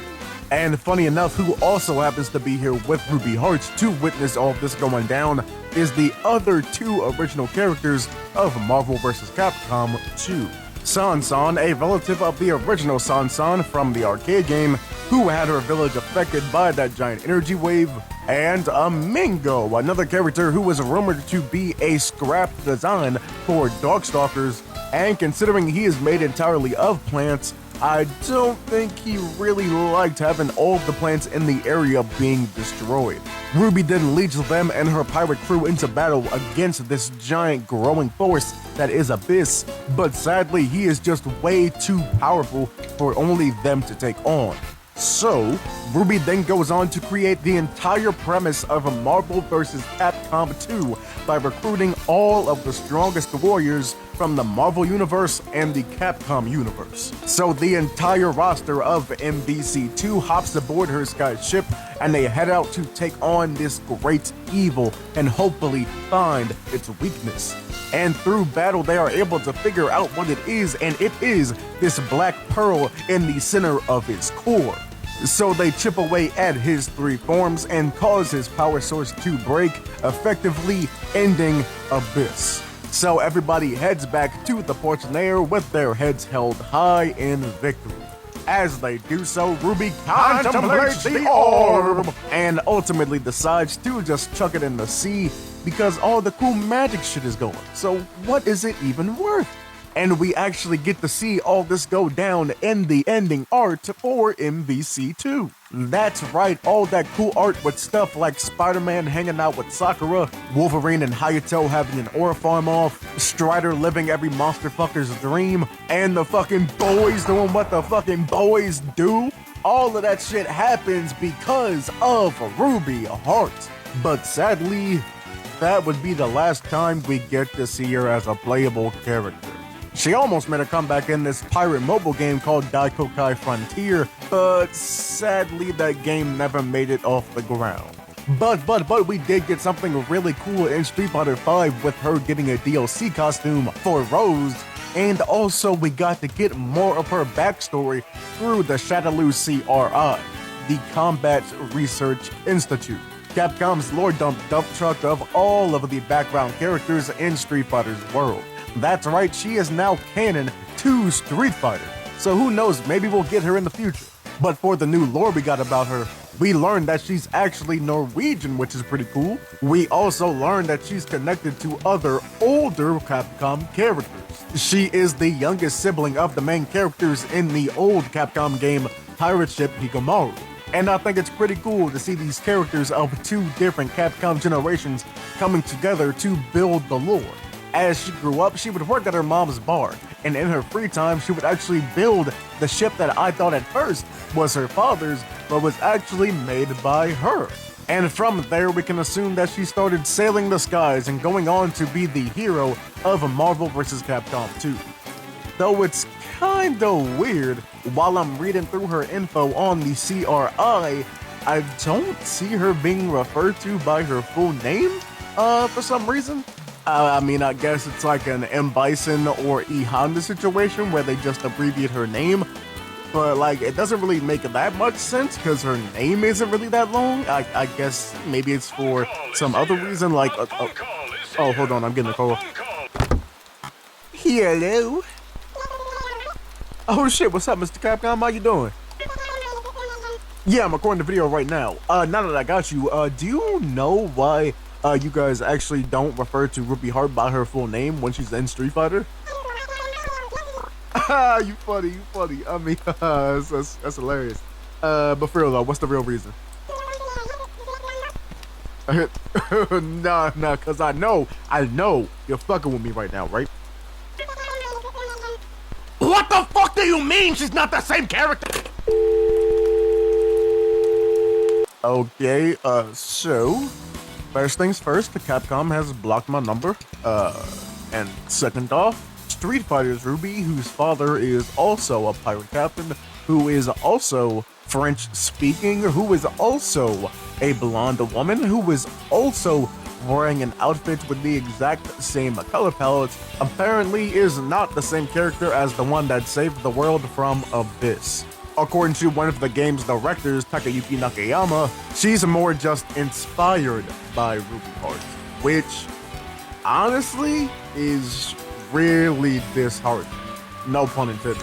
Like, it's cool seeing her get some love, but knowing that this is just copy of her and not actually the Ruby Heart that people played in the game, it's it's bittersweet feeling. On one hand, it's cool you acknowledged her, and on the other hand, did you really? But it's okay. I know not every character in a fighting game is meant to have a long shelf life. I know not everybody is going to be as popular as Ryu or Chun-Li or any of the others. But there will always be people around here that play fighting games that will always love everything to do with Ruby Hart. Cause honestly, what is not to love about her? She has a really fun and lively, eye-catching design. She's the protagonist of one of the greatest fighting games of all time. And she has one of my favorite movesets I have ever seen in a fighting game. She can turn into a giant ball of energy and ping pong around the screen. She can pull a scorpion from Mortal Kombat but use the fucking ship's anchor. She can cause water geysers to explode from the earth. She can summon fucking pirate ghosts from the treasure that she collected. She takes her ship's cannons and just unloads on you. And she can play a minigame in the middle of the fighting game by trapping you in a giant barrel and just chucking swords at your bitch ass. And never forget that she is the reason for the most iconic dap-up in the history of video games, period. So if you haven't put some respect on Ruby Hart's name, now is the time. Shit, I drew 36 characters in like a week for Marvel vs. Capcom 5 animatic just so I could see what it's like to have her back. Cause you know, at times, I feel like she was wasted potential, but then I gotta remember, she's not the reason that people want to play Marvel vs. Capcom. People want to play Marvel vs. Capcom to see Marvel fight Capcom. So I understand why she came back.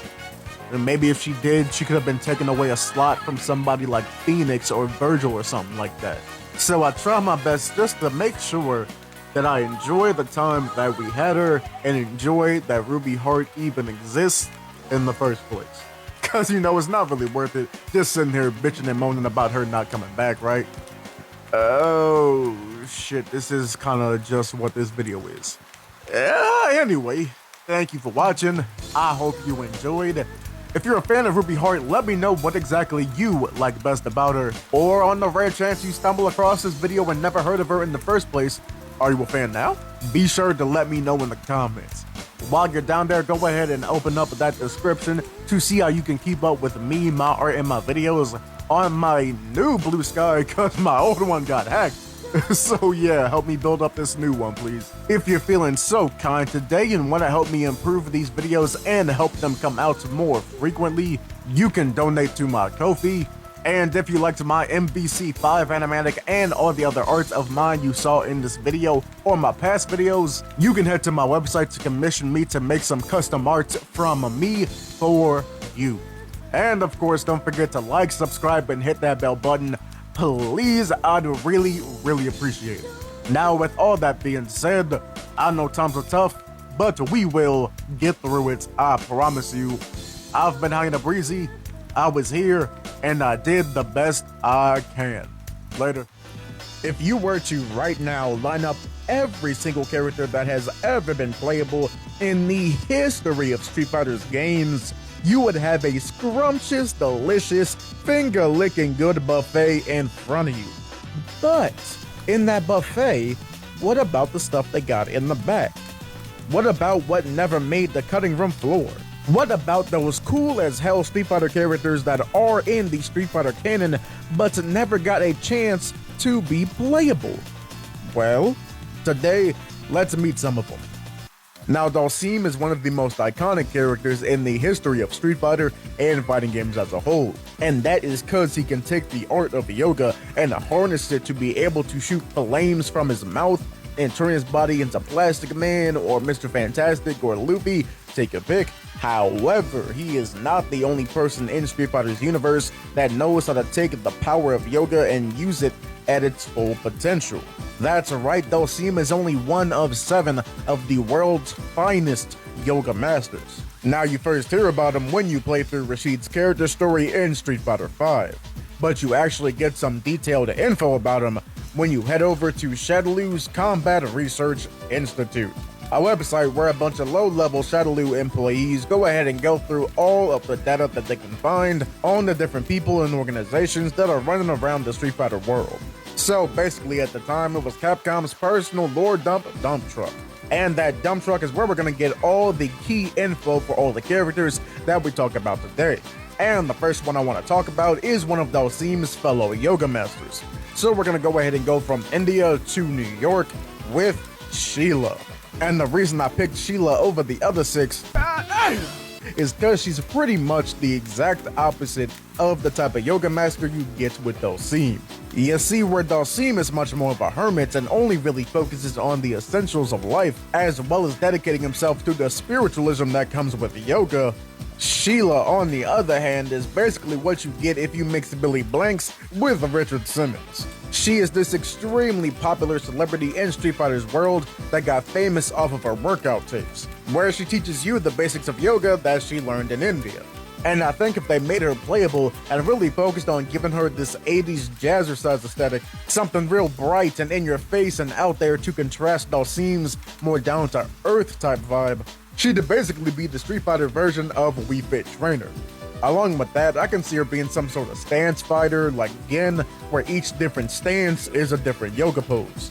Or maybe she could have some sort of Street Fighter 3 taunt mechanic that gives her a buff of some sort, with each stance having its own dedicated taunt. So you get a different selection of buffs with each yoga pose. But let's go ahead and move on to a character that's connected to Dalsim, to a character connected to Cammy. And this one is kinda cheating, because he is playable, just not in a Street Fighter game. He's actually playable in a game I'm gonna do a video on in the future, Cammy's spin-off game, Cannon Spike. And the character that I want to focus on from Cannon Spike is Sheba. Sheba is this cyberpunk-style skateboarding world champion who joins up with Delta Red, for those that don't know, that's Cammy's military unit, to help them fight terrorism. And by his side when he's out on missions, you can find Akabi, this little fire robot. So it's kinda like if Tony Hawk had joined up with G.I. Joe and ended up tag teaming with one of those dudes from the movie Elemental. And I know in Street Fighter, Yun also rides a skateboard and that's a big part of his character, but I feel like you can differentiate him from Sheba because since linking up with Delta Red, Sheba rides a hoverboard. And we can incorporate that into his moveset by having a lot of his moves be air only.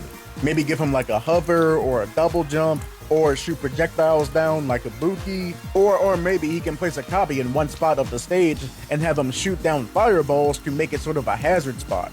Not doing any crazy damage or doing an overhead, but doing slow burn damage over time.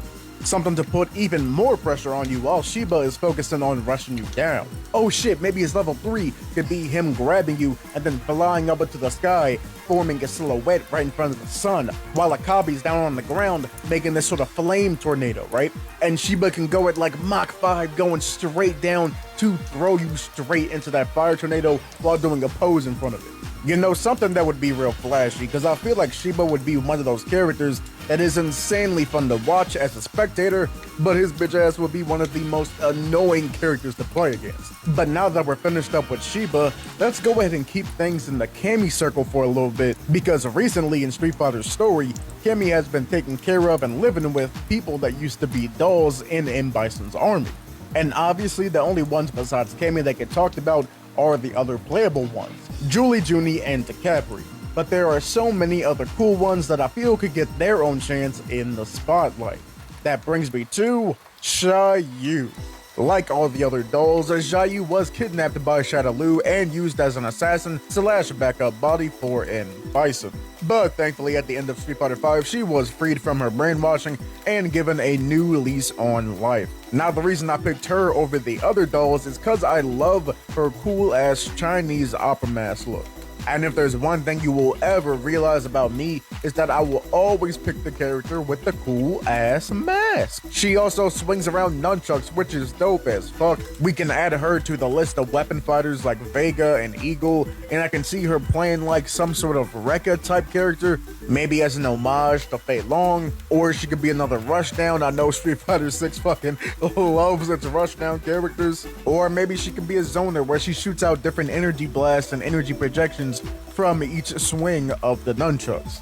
But the more I'm talking about Xiaoyu, I'm remembering that there is a character in KOF, one of my favorite KOF characters, that wears a Chinese opera mask. It's the biggest part of her character, and it's done so fucking well, and her name is Mion. So now that I think about it, I don't think I'd want to go with Xiaoyu, just because in my brain I'd always compare her to Mion. So on to plan B. Another doll who I think would be cool as a playable character would be Mars. Mars is this tech-savvy, introverted super hacker from Germany, and you actually get to fight against her in Street Fighter V story mode. And most of her moves are the same as the other dolls that you have to fight against, but she does get some unique moves. And those unique moves are basically just taking her laptop and beating the fucking shit out of you with it. So I think we could do more with that. We can maybe keep her normals to swinging her laptop around, and we can make her specials doing a lot of things with different tech. Calling in airstrikes, summoning in drones, rolling a bomb along the stage. Oh shit, wait a second. Maybe she can hack into and control the different robots that you see throughout World Tour mode. Like maybe for a level 1 or a level 2, dropping one of those big ass refrigerator fuckers on you. Like the models are in the game, so why not use them, you know? Okay, so on to the next one. I'm going to be 100% brutally honest with you right now. This one kind of hurts to talk about, because for all intents and purposes, they should have been playable. They were going to be playable, but he was taken from you. He was taken from me. He was taken from the people, and I'm pretty sure you can already tell who I'm talking about right now. I am talking about King motherfucking Cobra. But for those that aren't aware, originally in Street Fighter 4, King Cobra was going to be a playable character in that game. But instead, the man who came up with the original concept art, Daigo Aquino, the game's art director, Takashi Kamei, and the lovable but infamous Ono, decided to go into a different direction. And that direction ended up being Rufus.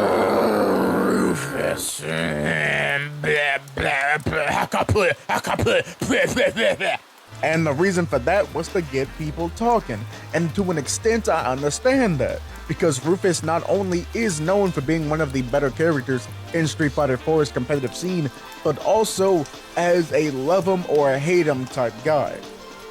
But he just reinforces how juvenile some characters have gotten around this era of Street Fighter 6, specifically with him and Birdie, because they're just giant fat slob jokes. Like, it's cool having an overweight character in a game. I love Bob with a passion. He's in my top 5 favorite Tekken characters. But when you make an overweight character just a fat joke, the joke, it's not that funny. I'm gonna be straight up honest, the joke is not that funny.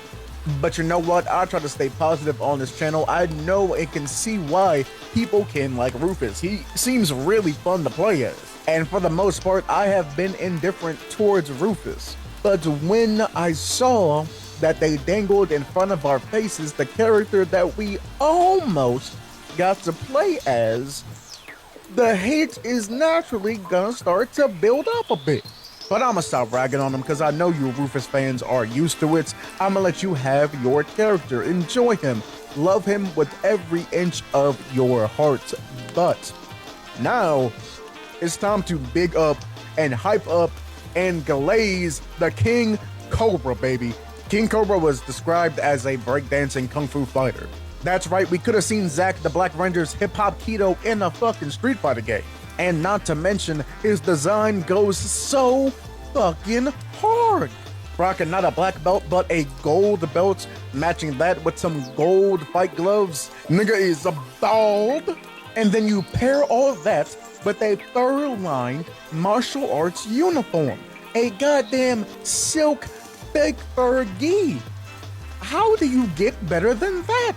Just from this outfit alone, I can picture his personality being something like Shonuff from The Last Dragon. And now that I say this, how has there been not one single fighting game character based off Shonuff? Yep, you know what? If anybody out there designing a fighting game, I am a character designer. If you're looking for somebody to do that for you, hit me the fuck up. I am ready and willing and able. Come on, man. And for his gameplay, he has to do something really flashy, right? And I don't want to say he just straight up would play like Rufus, because I feel like Rufus's gameplay wasn't all that it was until after he was designed and became Rufus.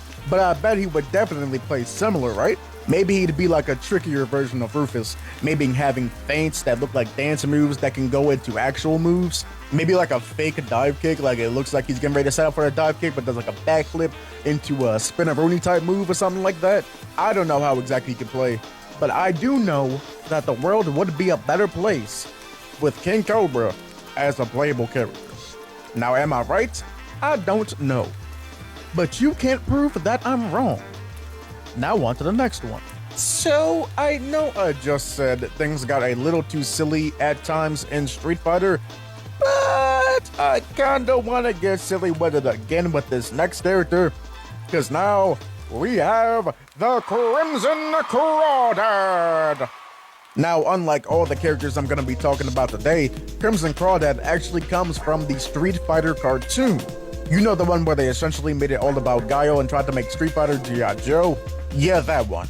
See, in the first episode, Guile goes up against this guy named the Crimson Crawdad from Canada. And just from that one scene he is in, you can see that he is loved by his people. Naturally, because he is the local street fighting champion there.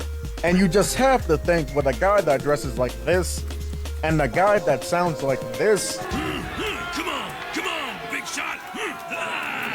I hear you used to be somebody. he could be one of the most lovable, idiotic himbos you could see in Street Fighter. Walk with me for a second. Now, a few months ago, I made a video, actually my most viewed video, about being bad at fighting games. And in that video, I talked about the phenomenon of being too good to play against your friends, but not good enough to actually compete against people that are really good at the game. And that feeling, that state of being too good but not good enough, isn't local to fighting games. There's players that dominate at the college level of basketball but don't do too great when they go to the NBA. Same goes with football and soccer and chess and any other sort of type of competition. So I feel like we can make Crimson Crawdad the personification of feeling like that. He could be a man that does great and is loved by everyone in his hometown, but when he goes out and tries to fight different Street Fighters, he gets absolutely mollywopped. And we can go one of two ways with this, right? We can make him the type of guy that likes to make excuses for his losses, the type of guy that doesn't like to watch back his fights to see what he did wrong, the type of guy that doesn't talk to other fighters to see what they're doing well and what he isn't, the type of guy that perpetually will keep himself in that state of not getting better. Essentially make him a giant jock that's actually a big fucking loser. Or we could make him this guy who got humbled once he left his hometown. Maybe by fighting somebody like Luke, or somebody like Chun-Li, or somebody like Marisa, a character that would absolutely dominate him, but wouldn't hold it over his head, you know? A character that would take him in and be like, hey man, look, you tried your best. You're just not there yet, but you're gonna get there. Then we can have the Crimson Crawdad essentially go on the hero's journey of trying to be better. He could be like an analog to your character in World Tour. Somebody that goes to different Street Fighter characters and tries to learn what exactly makes them strong. We can make him this local hero, a guy that is cheered on and loved by all of the people back home, even when he loses, and when he comes back, they will all welcome him back with open arms and embrace him for being their hero.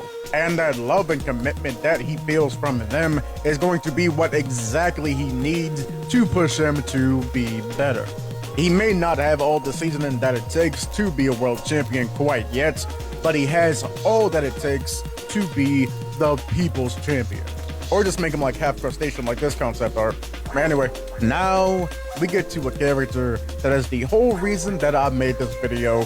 A character that I love, a character that I yearn for, a character that I think about often because the opportunities that she represents is endless, because I feel like she was made specifically for me. I can't prove it, but I know in my heart of hearts that is true. Dear viewers and subscribers, please give a warm welcome to my creepy-ass bastard of a wife, the fighting game love of my life, Vivian Nashiki. Now, the reason I love Vivian so much is because she has the potential to fulfill the one archetype of a fighting game character that I feel I need to see before I pass on. She could be the one fighting game deathmatch wrestler. I made a whole video about the different types of fighting game wrestlers that we see. You got your luchadors, you got your Joshi wrestlers, you got your big meaty men slapping meat, but the one subsection of wrestling that I feel can lend itself to fighting games more than any other is a hardcore wrestler. Now, deathmatch wrestling isn't my favorite kind of wrestling, but you cannot deny what it can offer. Command normals where you pull out a light tube or a steel chair, a long-range grab with barbed wire, a super where you spear somebody through glass, a critical art where you set up a pyramid of tables and tombstone pile drive somebody through it, and a critical art where you set those tables on fire.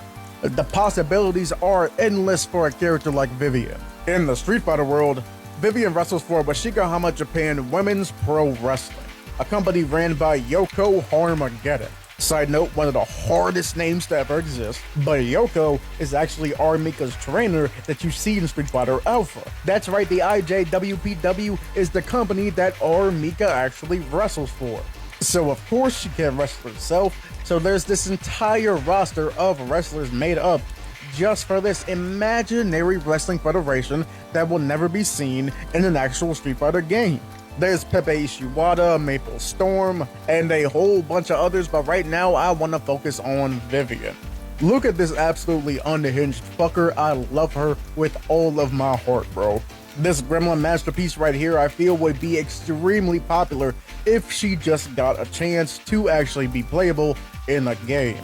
But honestly, as much as she is my favorite of the people that I put on this list, I could say that for everybody else on the list too. It's really fascinating going through the Shadaloo CRI and seeing all the whattas, couldas, shouldas, and probably never gonna beas that the Street Fighter world has to offer. I genuinely envy whose job it was to make the Shadaloo CRI, getting to expand on and connect everything that goes on around the world warriors that you get to play as.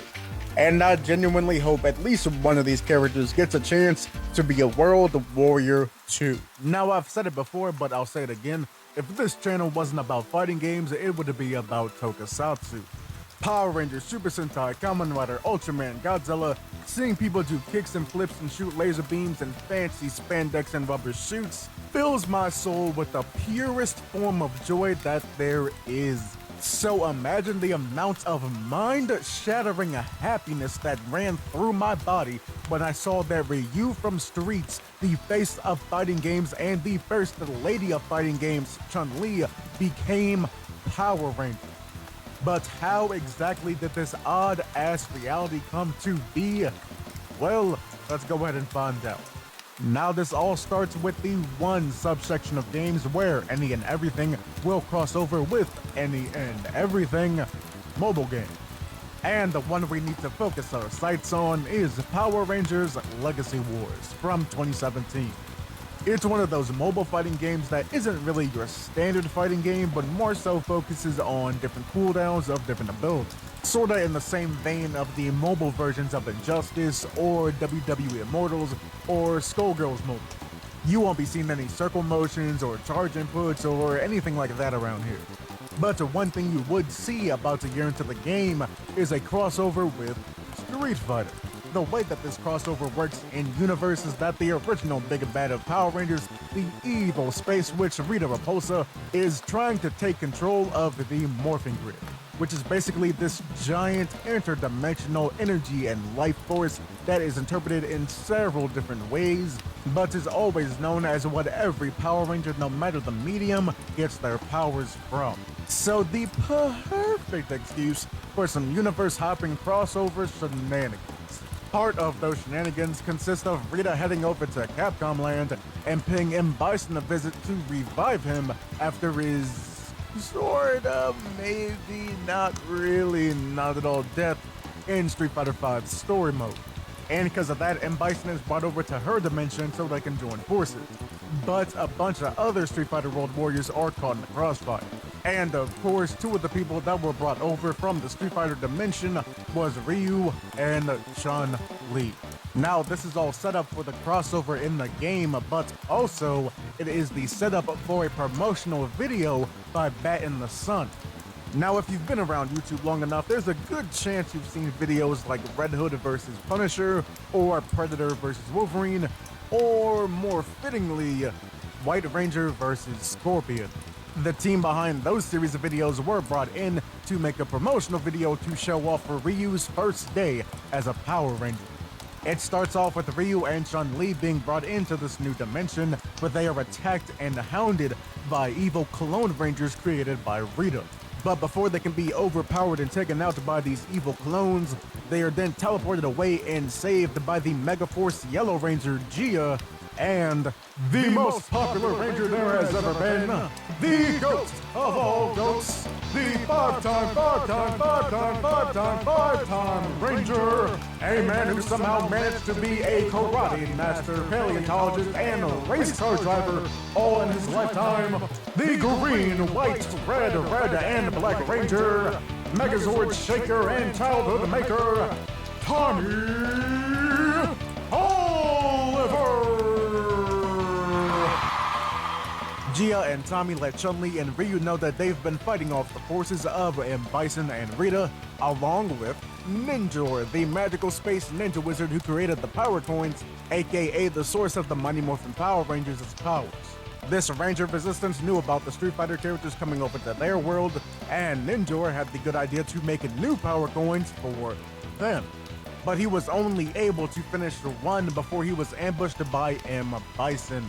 So our heroes plan to face the dictator head on, but before they go, Ryu was given the one finished Power Coin, the Crimson Hawk Power Coin. And with Ryu now having the powers of a Mighty Morphin Power Ranger, I believe it's time for something, but I'm not sure exactly what. Now let's see, is it hero time? No, that's a different show. How about is it ninja time? Nah, that crossover happens in space, not Mighty Morphin. How about is it clobbering time? Oh, nah, this is 4 people, but not the right 4 that we need.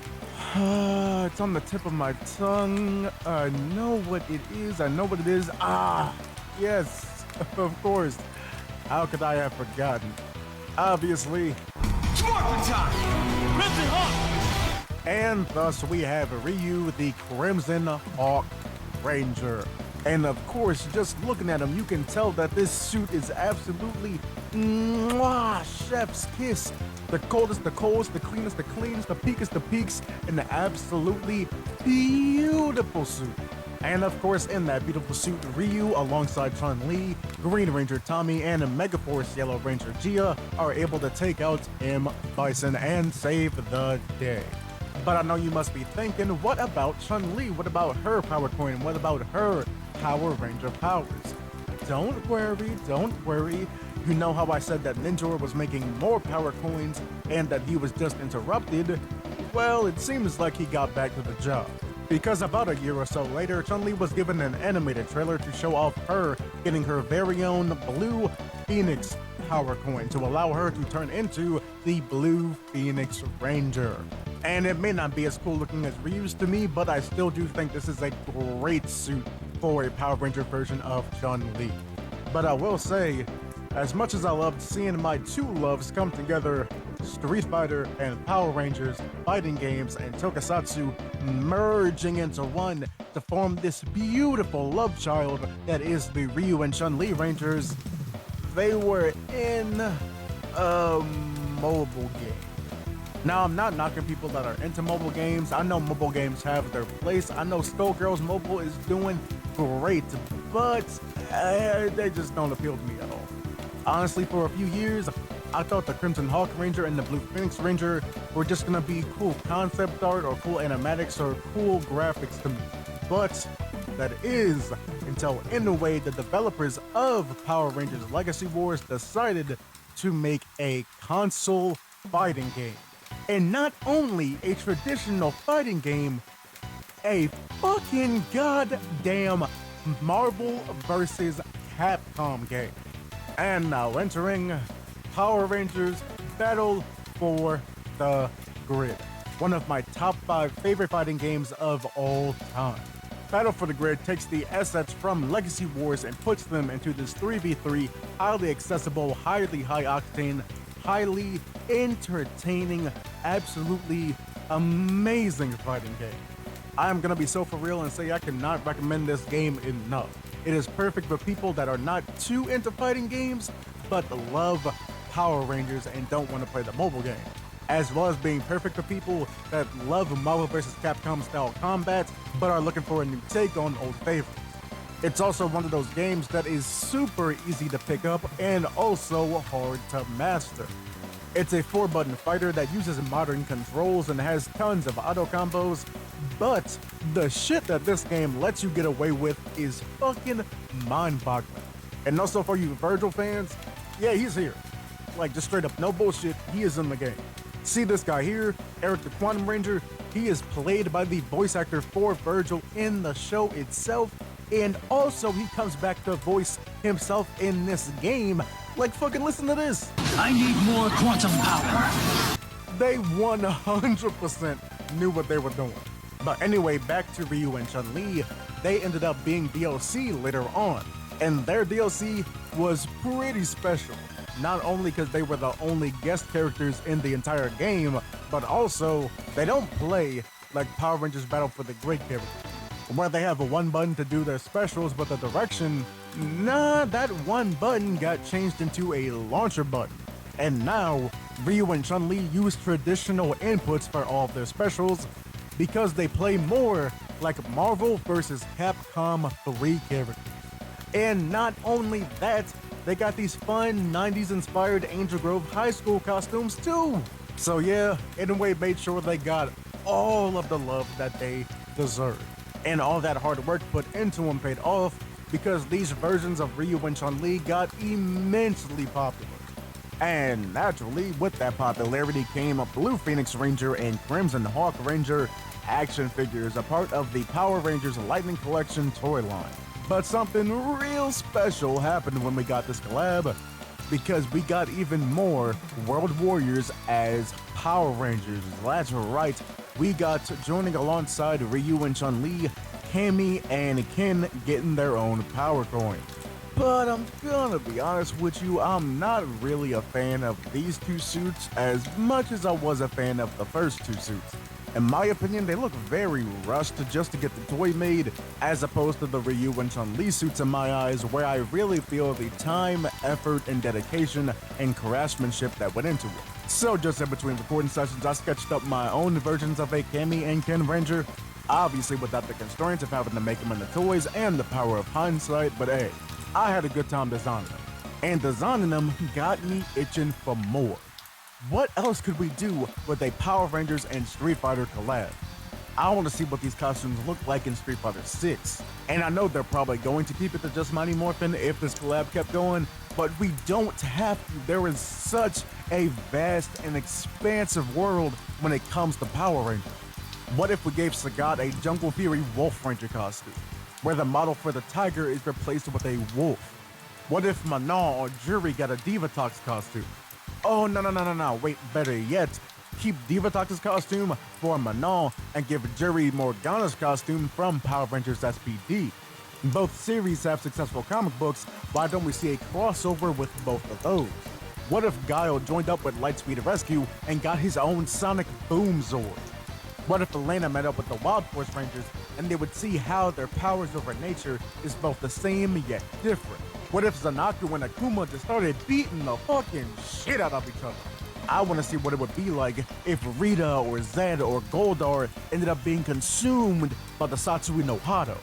We could see the Quantum Ranger or the White Dino Ranger or my personal favorites, the Ninja Storm Thunder Rangers, being taken over by Psycho Power. What if the Psycho Rangers are revived using Psycho Power? I love the Psycho Rangers so much. Okay. Let me stop and actually realize that none of this is gonna happen. But it'd be cool if it did, right? I know I'm not alone in thinking that. Slap Happy Rhythm Busters was made for the original PlayStation by Polygon Magic, a developer that seems to make it a trend to make fighting games that everybody forgot about, because they were also behind Fighters Impact and Versus. And odds are if you weren't fiending around for fighting games at that time, or you weren't watching Scrubloids back in the day, yeah, you probably never heard of these. But Slap Happy Rhythm Busters absolutely stands out among the rest, right? Because it is fucking oozing style. It comes with this goddamn beautiful Shibuya Funk art style that was pioneered by Jet Set Radio, and the game's art director Ryuta Ueda. But then its UI design adds some Y2K aesthetic flair to it. Along with this, I'm pretty sure it's called bubblegum dance aesthetic, with some bubble glam 2 added to it. And you know what else brings that same aesthetic and vibe? That's right, Dance Dance Revolution!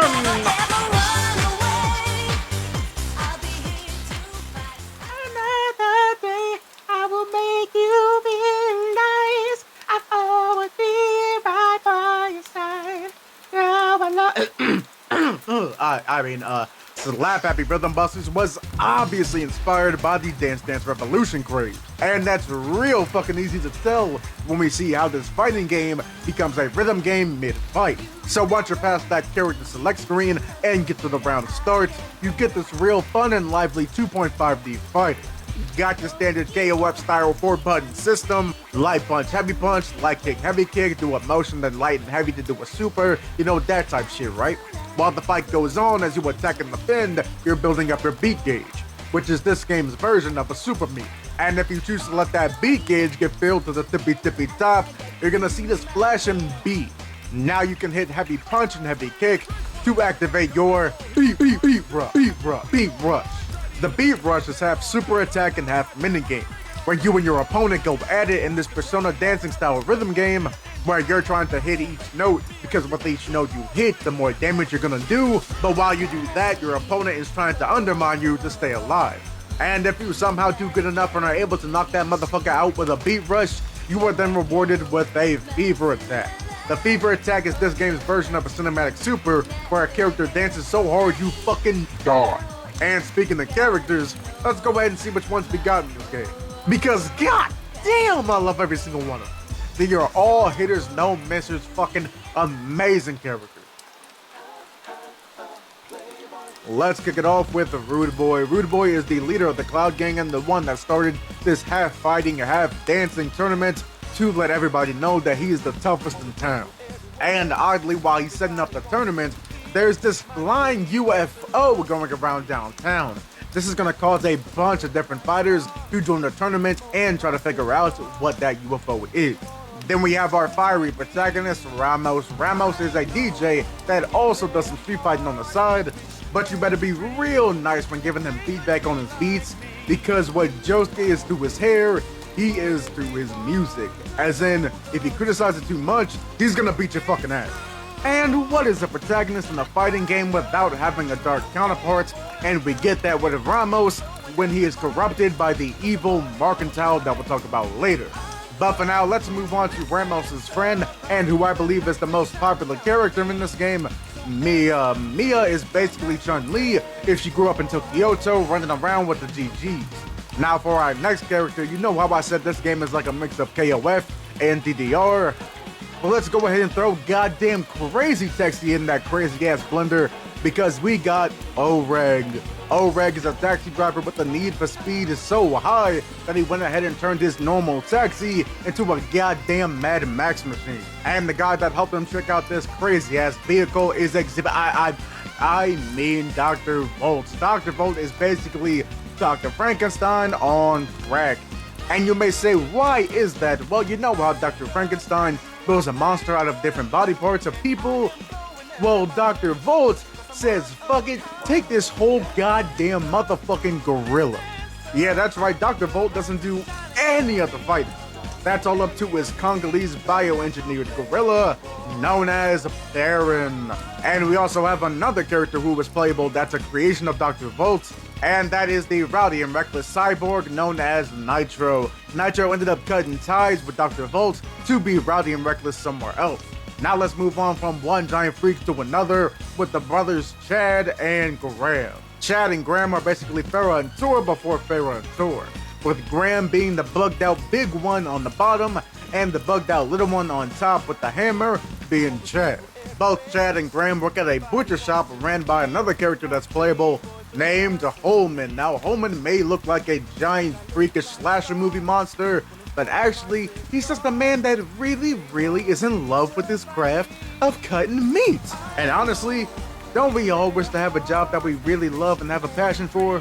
And that passion goes so far to the point that he wants to break into that mysterious UFO that I talked about earlier when I talked about Rude Boy and take back all the cows that the UFO was abducting. You know, standard backwoods alien type stuff. He wants to take all those cows and bring them to his butcher shop to do what butcher shops do. But there's one character that will have a problem with that, April the cowgirl.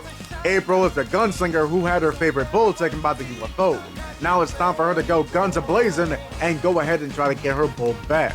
Someone else who was headed for that UFO is the Moroccan fortune teller known as Daria, who I actually talked about in another episode of Enter the Heat of Battle, where I talked about black fighting game characters that have gone forgotten. So yeah, maybe check that one out too, pretty please. But for now, I'll go ahead and give you another rundown of her.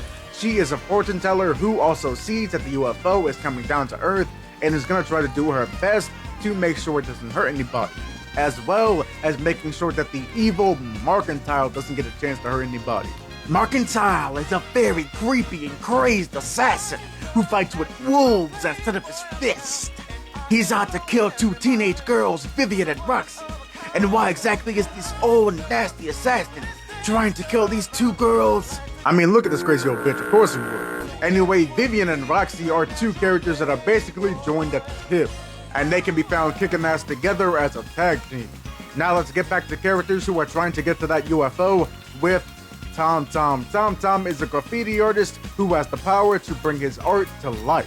Now he plans to be the first person on the planet to ever tag a UFO, but not if the slick street cleaner named Trash, yes, that is his real name, has anything to say about it.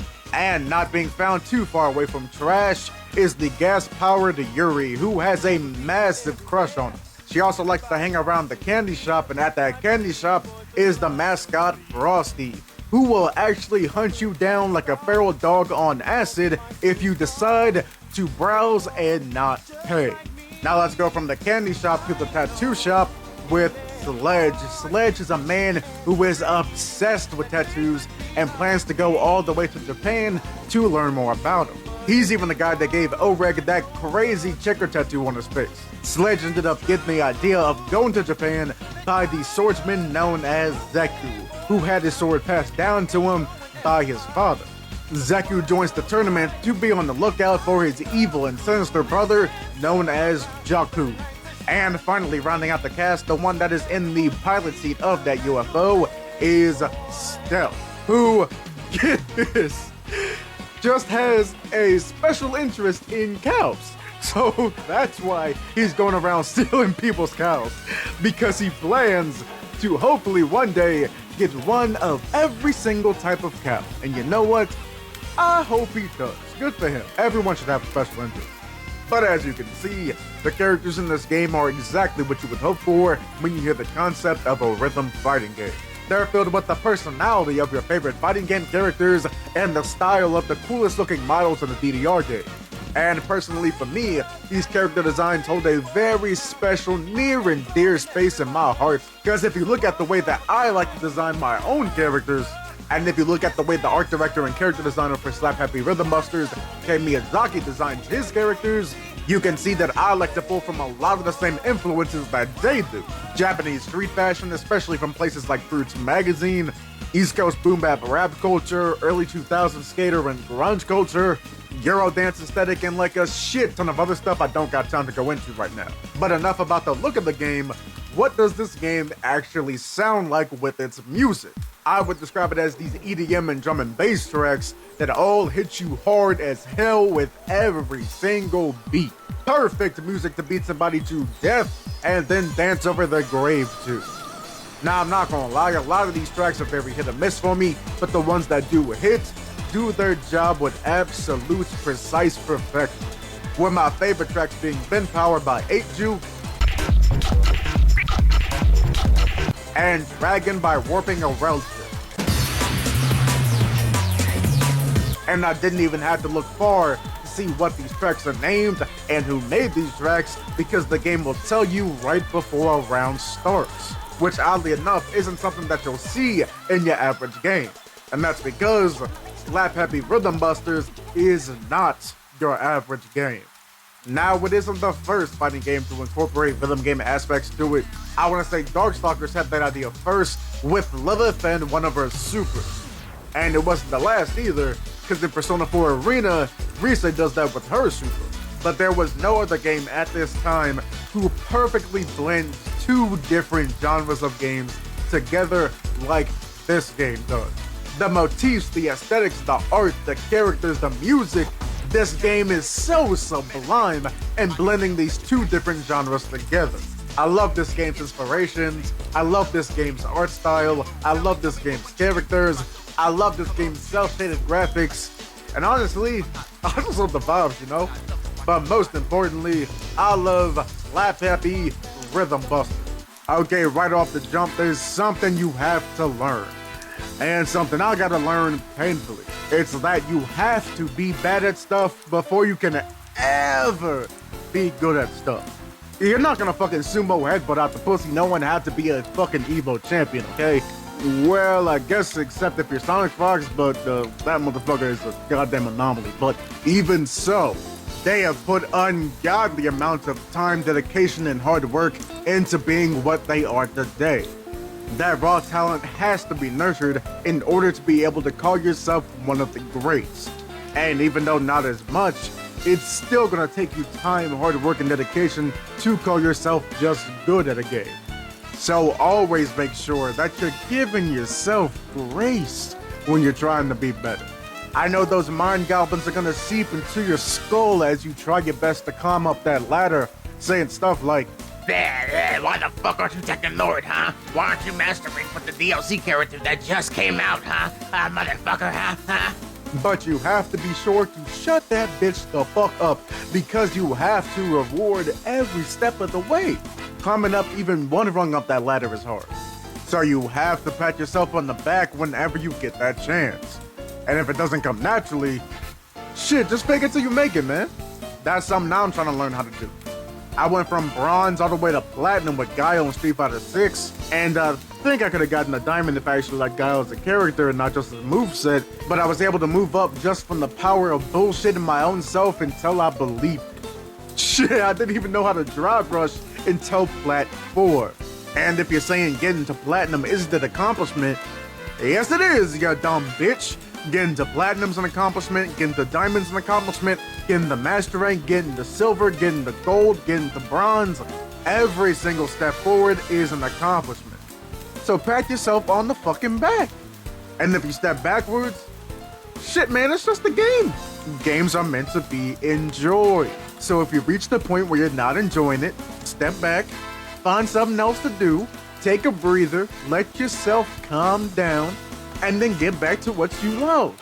Cause you're here because you love fighting games. And look, it's perfectly okay, in fact, encouraged to strive to be better at the things that you love.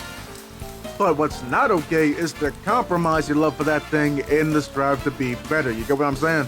So hit the fucking lab and lighten the fuck up, nigga, enjoy yourself.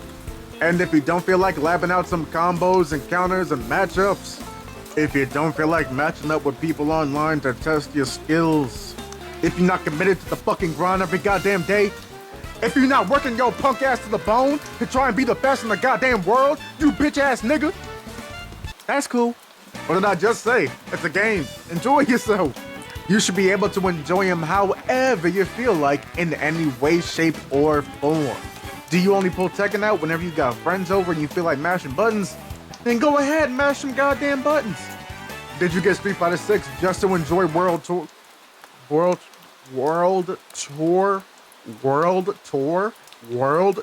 mode? Jesus fucking Christ.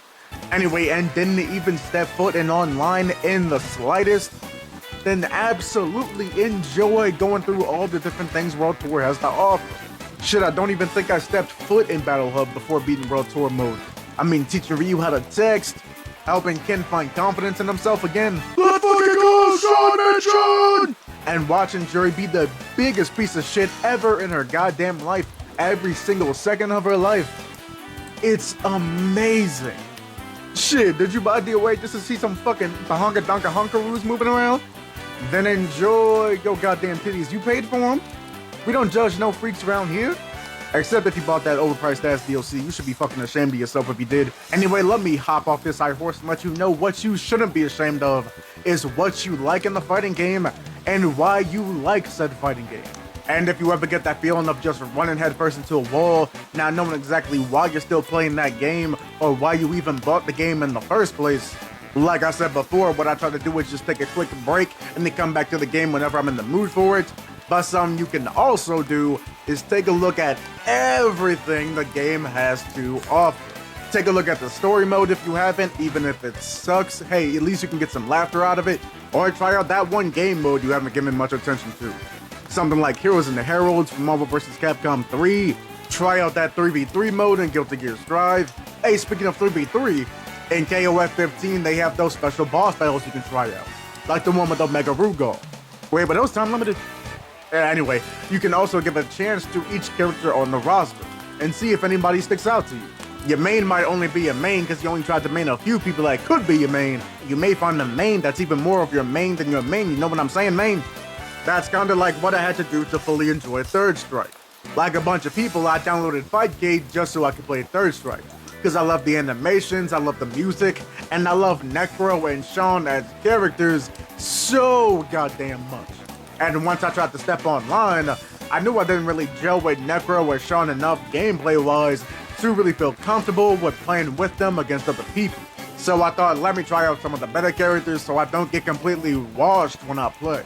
But when that happened, I got completely washed regardless because I didn't enjoy playing any of the characters that I felt I needed to play. So I said, fuck it, I'm gonna try out everybody. And there's two characters that I was really hesitant about playing. One is the character that is my main that I'm gonna make a video about later when I talk about character crises, and the other one was Remy, who I didn't want to play because I was extremely charged character phobic. I did not like playing charged characters in the slightest, but that's mostly because I didn't get them. But then I thought, why not? I got nothing to lose. Let me try a charged character for the first time. And oh my god, I saw the goddamn light. Because this is what I was missing the entire time in Third Strike. This is what I needed. This is what was there to allow me to finally have fun. That eventually led me to play Guile in Street Fighter 6, like I said earlier. And you want to know why I don't like Guile as a character? Mostly because I just don't really gel with him that much. But also, it's because he's not motherfucking Remy. Yeah, that's right. We respect Remy on this goddamn YouTube channel, goddammit.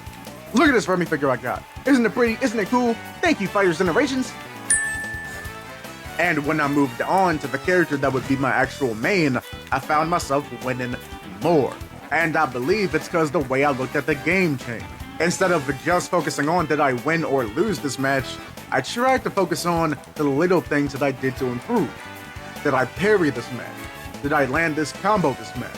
Did I not fall for the same setup that I did last time? Things like that show that I'm slowly making my way up the ladder. Now, don't get me wrong, like I said in the beginning, I'm still ASS at fighting games. I'm just D rank at Third Strike. But I started getting wins more consistently when I stopped thinking about only getting wins consistently. And that's way easier said than done. I still beat myself up about losses all the goddamn time, but when I try to focus on not doing that and when I move my energy into just making sure that, hey, I did this one cool thing, or going, hey, I would have won if I did this one thing, I'll just make sure I do it next time. The losses became easier to take. I didn't take as many breaks in between playing the game, and I just enjoyed myself a whole hell of a lot better, because that's what I focused on. Like I said again and again and again in this video, enjoy yourself. If what I said doesn't work for you when you just get pleasure from being mad at a game, then spike that controller, bitch, hell yeah. It's fucking costly, but you know, do you, it's your money. If you don't care about building your skills up and you only want to consume fighting games for the art, for the character designs, for the stages, for the voice acting, for the music, or whatever is in there, then go right the fuck on ahead, man. That's how I am for like half the fighting games I like. Do you think I make these videos for the no views I get, nigga? Hell no. I make them because fighting games are fun to talk about, and I love them. How we consume fighting games is unique to everyone, And what we like in said fighting games is all relative, like most things. And you know what else is relative? Being good at fighting games. There is somebody out there right now that will double perfect you 10 times out of 10. Shit, there is somebody out there right now that we don't even know about that can 10 times out of 10 double perfect Daigo, Cuddlecore, Knee, H-Box, Tokido, Justin Wong, whoever the fuck. There's always gonna be somebody better, but there's always gonna be somebody worse. So, to somebody out there, you're absolutely goated. To somebody out there, you absolutely suck. Honestly, who gives a fuck? You probably should if you play fighting games to make money, but that is an exception, so you're gonna get better, you're gonna get worse, but all you should worry about is enjoying the ride. Round 1, the voice. Okay, look, I know you must be saying something like, yeah, no shit, of course the voice is important for an announcer. The voice is the whole goddamn job. But what I mean is that the announcer's voice is the most important voice in the entire game. The announcer's voice is the first voice you hear when you boot up the game at the start screen. The announcer's voice is the first voice you hear when you're scrolling through the menu. The announcer's voice is the first voice you hear when you're at the fighter select screen, so on and so forth. Because the announcer's job is to be the liaison and the guide of the game for you. The task of the announcer is to let you know the theme, aesthetics, and tone of the game you're about to play. What the art style, UI, character designs, and graphic designs does for your eyes, the announcer does for your ears. Take Street Fighter 4 for example. SF4 is not only seen as the reviver of Street Fighter as a franchise, but also the reviver of fighting games as a genre. It's a game that's meant to be hype, grand, and reminiscing on the game's peak with all its references to Street Fighter 2. So the announcer for Street Fighter 4, Xander Mobus, brought a voice that was very booming and boisterous and exciting, making it feel like he's announcing for the main event of WrestleMania. Your cruise ship, sir. Fists will fly at this location. Exactly what the voice of Street Fighter 4 should be. It lets you know exactly what you're going to be in store for, and lets people know who haven't even heard of Street Fighter 4 in the first place that this game is something special and important. But if he sounded something like this, Your cruise ship, sir. Fish will fly at this location. it is doing the job of announcing for Street Fighter 4, but it's not doing the job of announcing for Street Fighter 4, if you get what I'm saying. I'd say another really good example is Mortal Kombat. With the original being Steve Ritchie and the reboots being done by Jamison Price, they really bring that guttural, scary, and intense feeling that Mortal Kombat is supposed to give you. Victory. Fight. Round 1. Fight.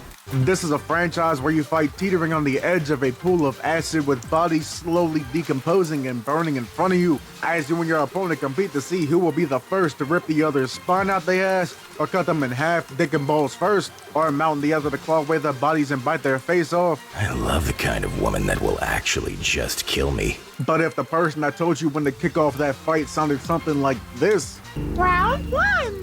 Fight. you're not exactly getting the desired effect. That's why it's the announcer's job to be the tone setter of whatever fight you're about to get into. Round 2. The Lines. Now let's talk about what it means to have an identity when it comes to fighting games. What can a developer do to make sure that the game has something completely unique to it that'll instantly make it stick out in people's minds whenever they think about said game?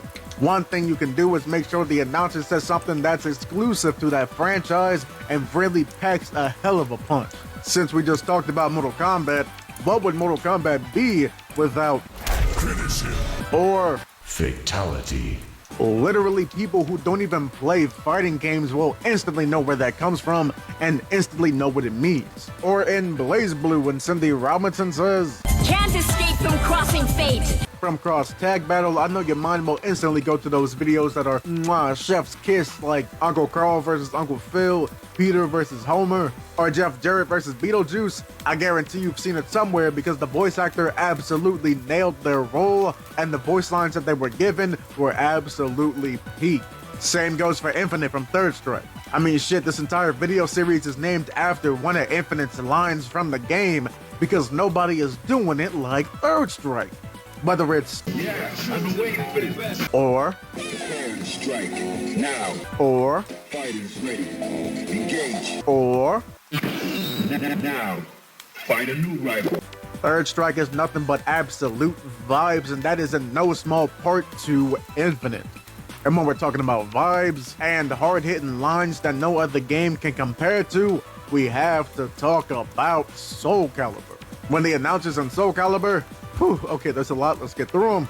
Barry Gajard, Jeffrey Manning, Gary Williams, Casmo Lukeridge, David Lodge, Dave Mallow, Paul St. Peter, and Hiroshi Naka, but only on the Godu Isle stage.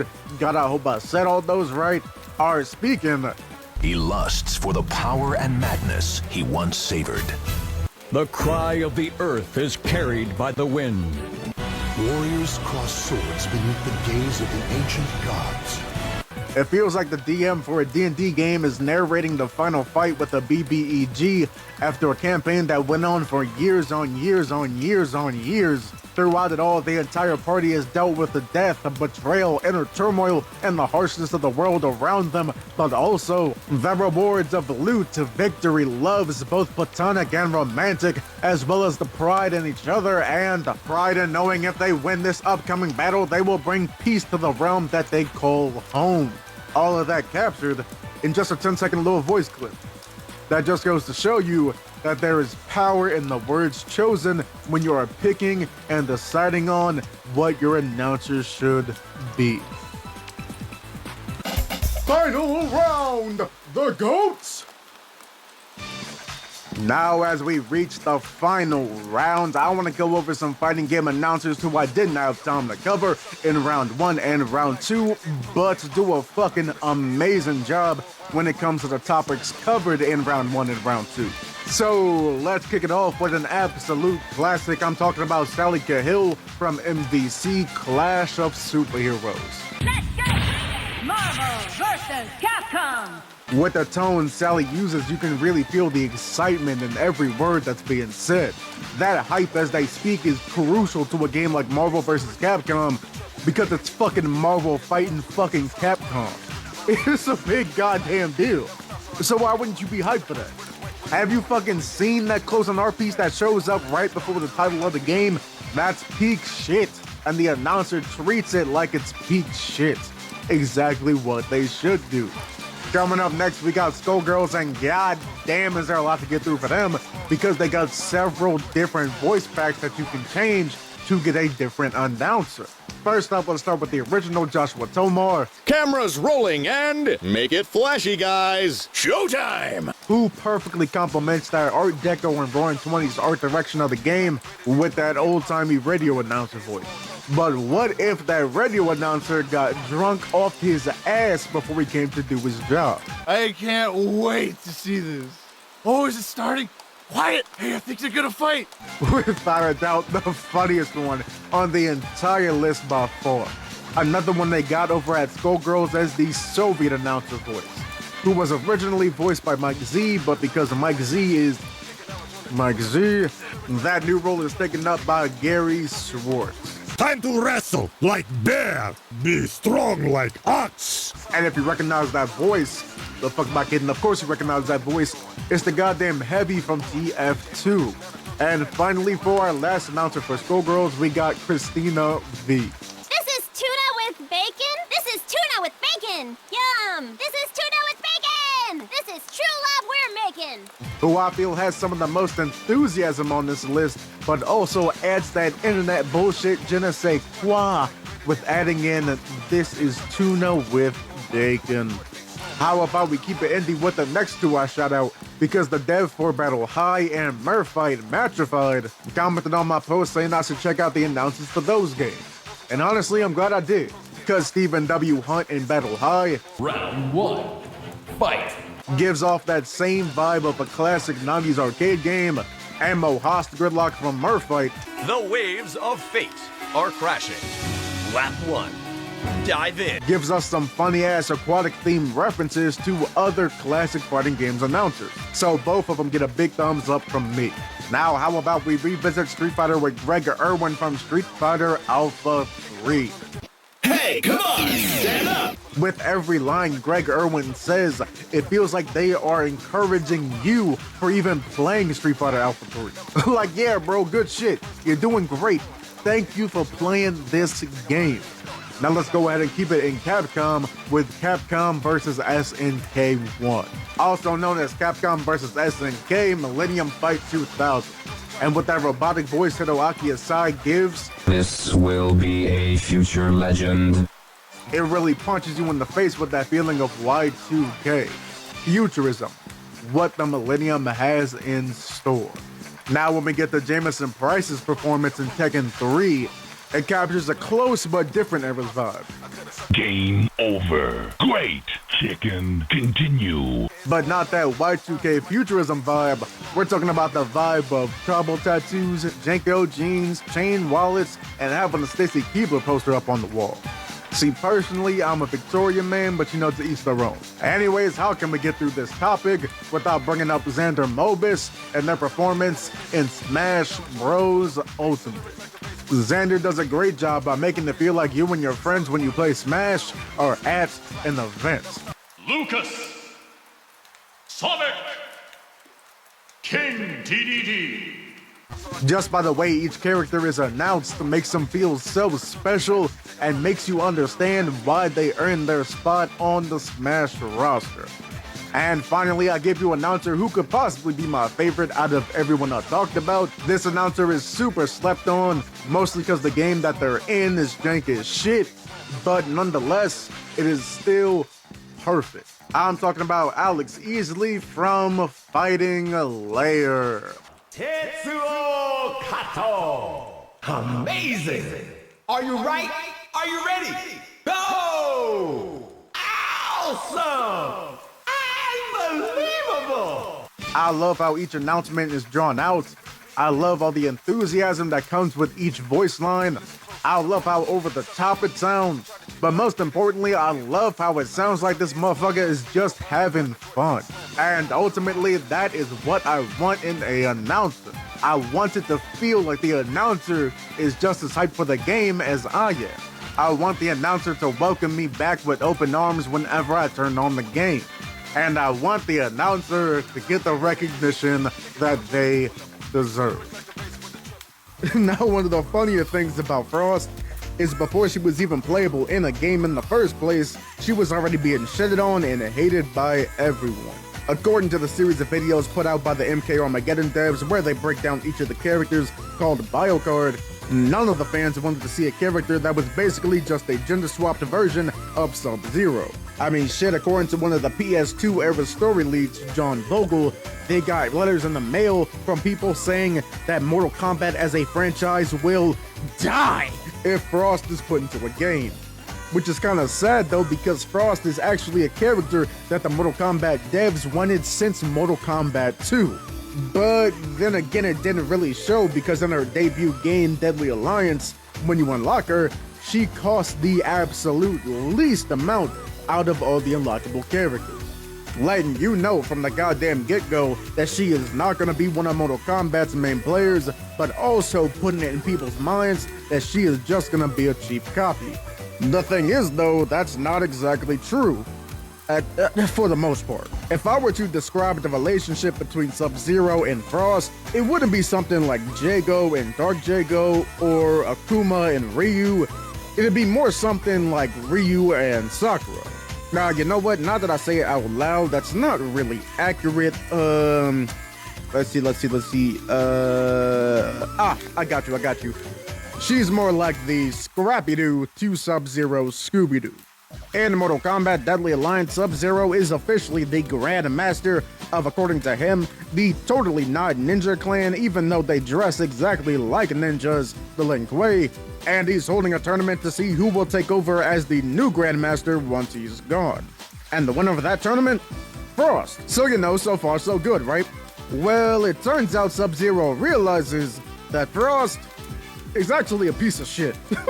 She's belligerent, she's brash, she's bratty, she doesn't take orders for fuck all, and she thinks with her fist instead of thinking with her heart or her head. But Sub-Zero is like, you know, she won the tournament, so she must have something in her to be a leader. so it takes her along to fight the Deadly Alliance when Raiden comes in and asks the Lin Kuei for help. But you see, being the devious little motherfucker that she is, she was not there to help the forces of Earthrealm fight off Shang Tsung and Quan Chi. Nah, she was there to speed up the process of taking over Sub-Zero's place as being Grandmaster of the Lin Kuei. So as soon as Frost found an opening, she went for the kill. But first, she had to make sure to take Sub-Zero's Dragon Medallion. You see, the Dragon Medallion is an ancient relic that Sub-Zero holds to show off his status of being the Grandmaster of the Lin Kuei.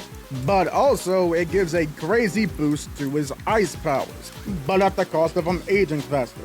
So what happens when Frost steals it? Does she take it, kill him, and cement her place as the new leader of the Lin Kuei to shape the whole clan in her image? You know, not exactly.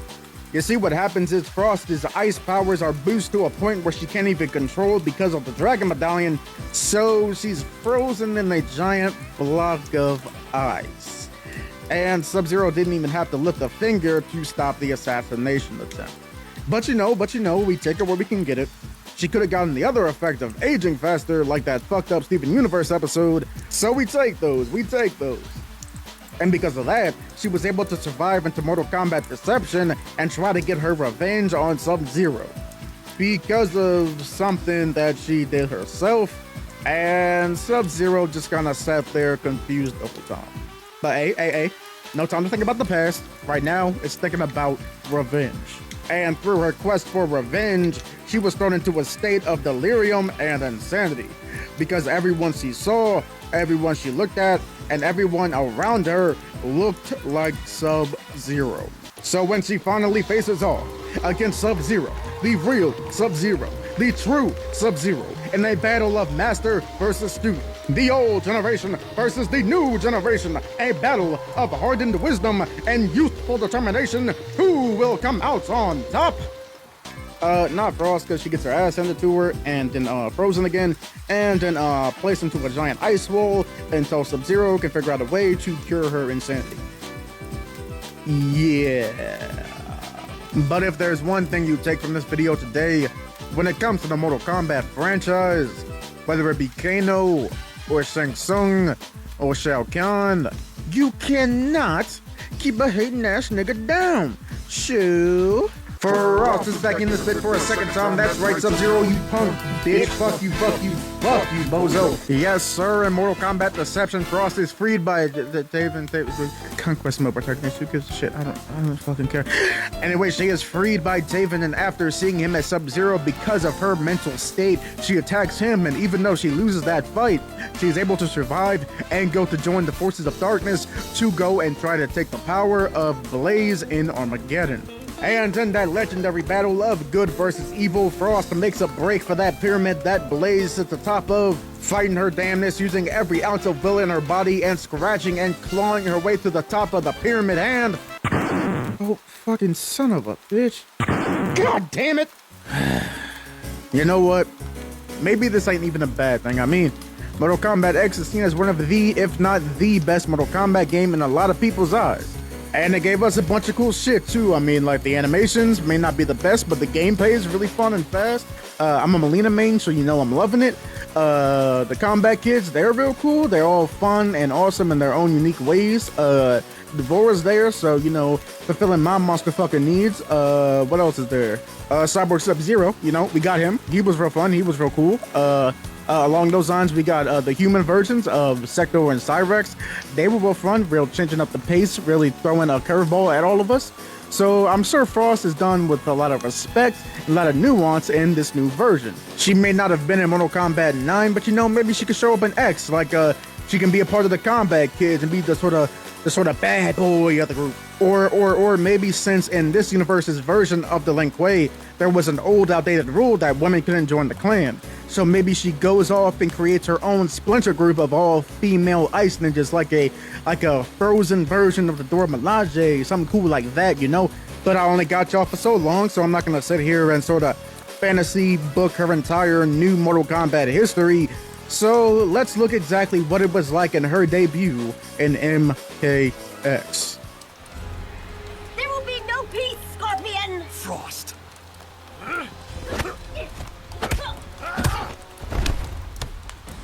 Master Hasashi, wait. For what? More treachery.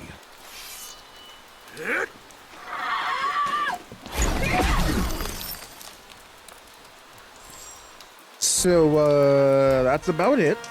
She shows up and almost ruins a peace treaty between Scorpion and Sub-Zero. Almost starts a whole ninja war again.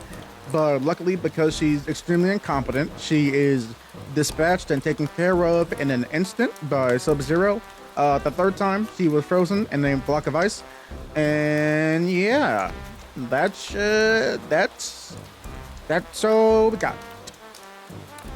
Phew.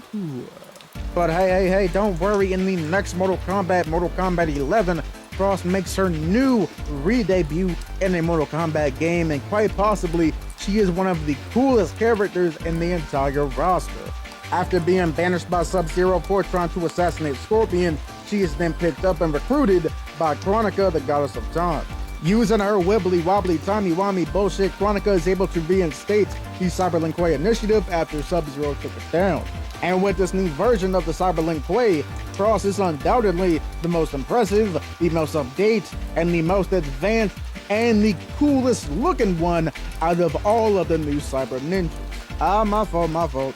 Cyber adjacent ninjas. Yeah, Sub-Zero, that freezing shit won't work no more. Because even though she lost her debut fight, that doesn't mean she's not stepping up in the world. In the final battle, we see she gets a one-on-one fight with the Thunder God Raiden. And in that fight, she reveals that she's not only a part of the new Cyberlink Way, but she is the new leader of the Cyberlink Way. That's right, Frost, finally, after all these years, after all that heartbreak, after all that ass whooping, she finally got what she wanted. After all her games in the Mortal Kombat series, she has finally made it to the mountaintop, man. And I mean, it couldn't have happened to a better person. Okay, it could happen to a better person because Frost is a traitorous dickhead, but you get what I'm saying. Now that Frost has reached her full potential, it's only a matter of time before she actually becomes a heavy hitter in the world of Mortal Kombat. And come Mortal Kombat 12, all y'all are gonna see what I saw in her, but she becomes the biggest badass in the history of the franchise. Ooh, wait a second. What happened to the 2 and the 12? This game is called Mortal Kombat 12 because it came right after 11, so I don't know what's going on here. Maybe I got the wrong PG or something. Like, I know they didn't call it Mortal Kombat 1 or something like that, because they would have to do something stupid like, I don't know, reboot the franchise for a second time, but I know that wouldn't happen. So, here we are again. Frost has circled back to being completely irrelevant in the history of Mortal Kombat for another time. And this one's probably the worst of them all, because she's not even a playable character. She's a cameo. And it's times like this where I'm just like, she's lost every fight that she's been in. She's been nothing more than a glorified putty patroller to the characters that she's connected to. And all the other combatants in the series see her as nothing more than a nuisance at best and a joke at worst.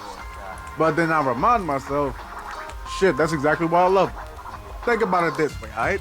How many cool-ass stoic characters do we have in Mortal Kombat? We got Liu Kang, we got Raiden, we got Nuke Saibot, we got Kitana, we got Quan Chi, we got Ermac, we got Sonya, we got everybody. Now, how often do we get a character that is just a fucking loser? And I'm not talking about a character that the fans think is a loser. I'm not talking about a character that only showed up in 1 or 2 games and did nothing. I mean a character that is there simply to be embarrassed and made to look like an absolute bottom tier jobber whenever they show up on screen. And no, Baraka doesn't count, because over the past 10 years, he's been seen as a noble leader of his people. But Frost goes out there with the bravado of Shao Kahn and the resume of Su Hao, thinking she's gonna rule the fucking world. And that right there is a key factor, yo. That untamable, unmatchable, unbeatable sheer drive and confidence. And it's easy to have that confidence when you're a character like Garrus who can't fucking die, or a character like Sindel that took out the entire forces of Earthrealm by herself, and it took somebody nuking them both to take her out. But it takes somebody with the real unadulterated grit and heart to have that same confidence when your win record is 0 and damn near infinity. And also, it's just funny seeing her get her ass beat just to get up and have it happen again like she was a part of Team Rocket or some shit. There's just something endearing as fuck when I see Frost go in with that comical ass mindset of acting like her past 999 losses didn't happen and just thinking this next time is what's gonna turn things around. Yeah, Frost is a jobber, but she's not one of those local jobbers that just come around whenever the big promotion is in town. And she's not one of those funky babyface jobbers that try their best but are just there to get their ass beat by the heel. Nah, she fills the role of somebody like a Chelsea Green or a Robbie E or a Max Caster or a Right to Censor.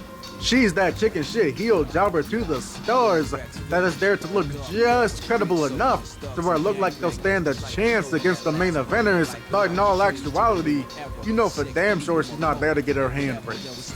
And deep down in your heart of hearts, you gotta respect her. And in my heart of hearts, I will always and forever will be a fan of my cringe fail loser ass Ice Wife.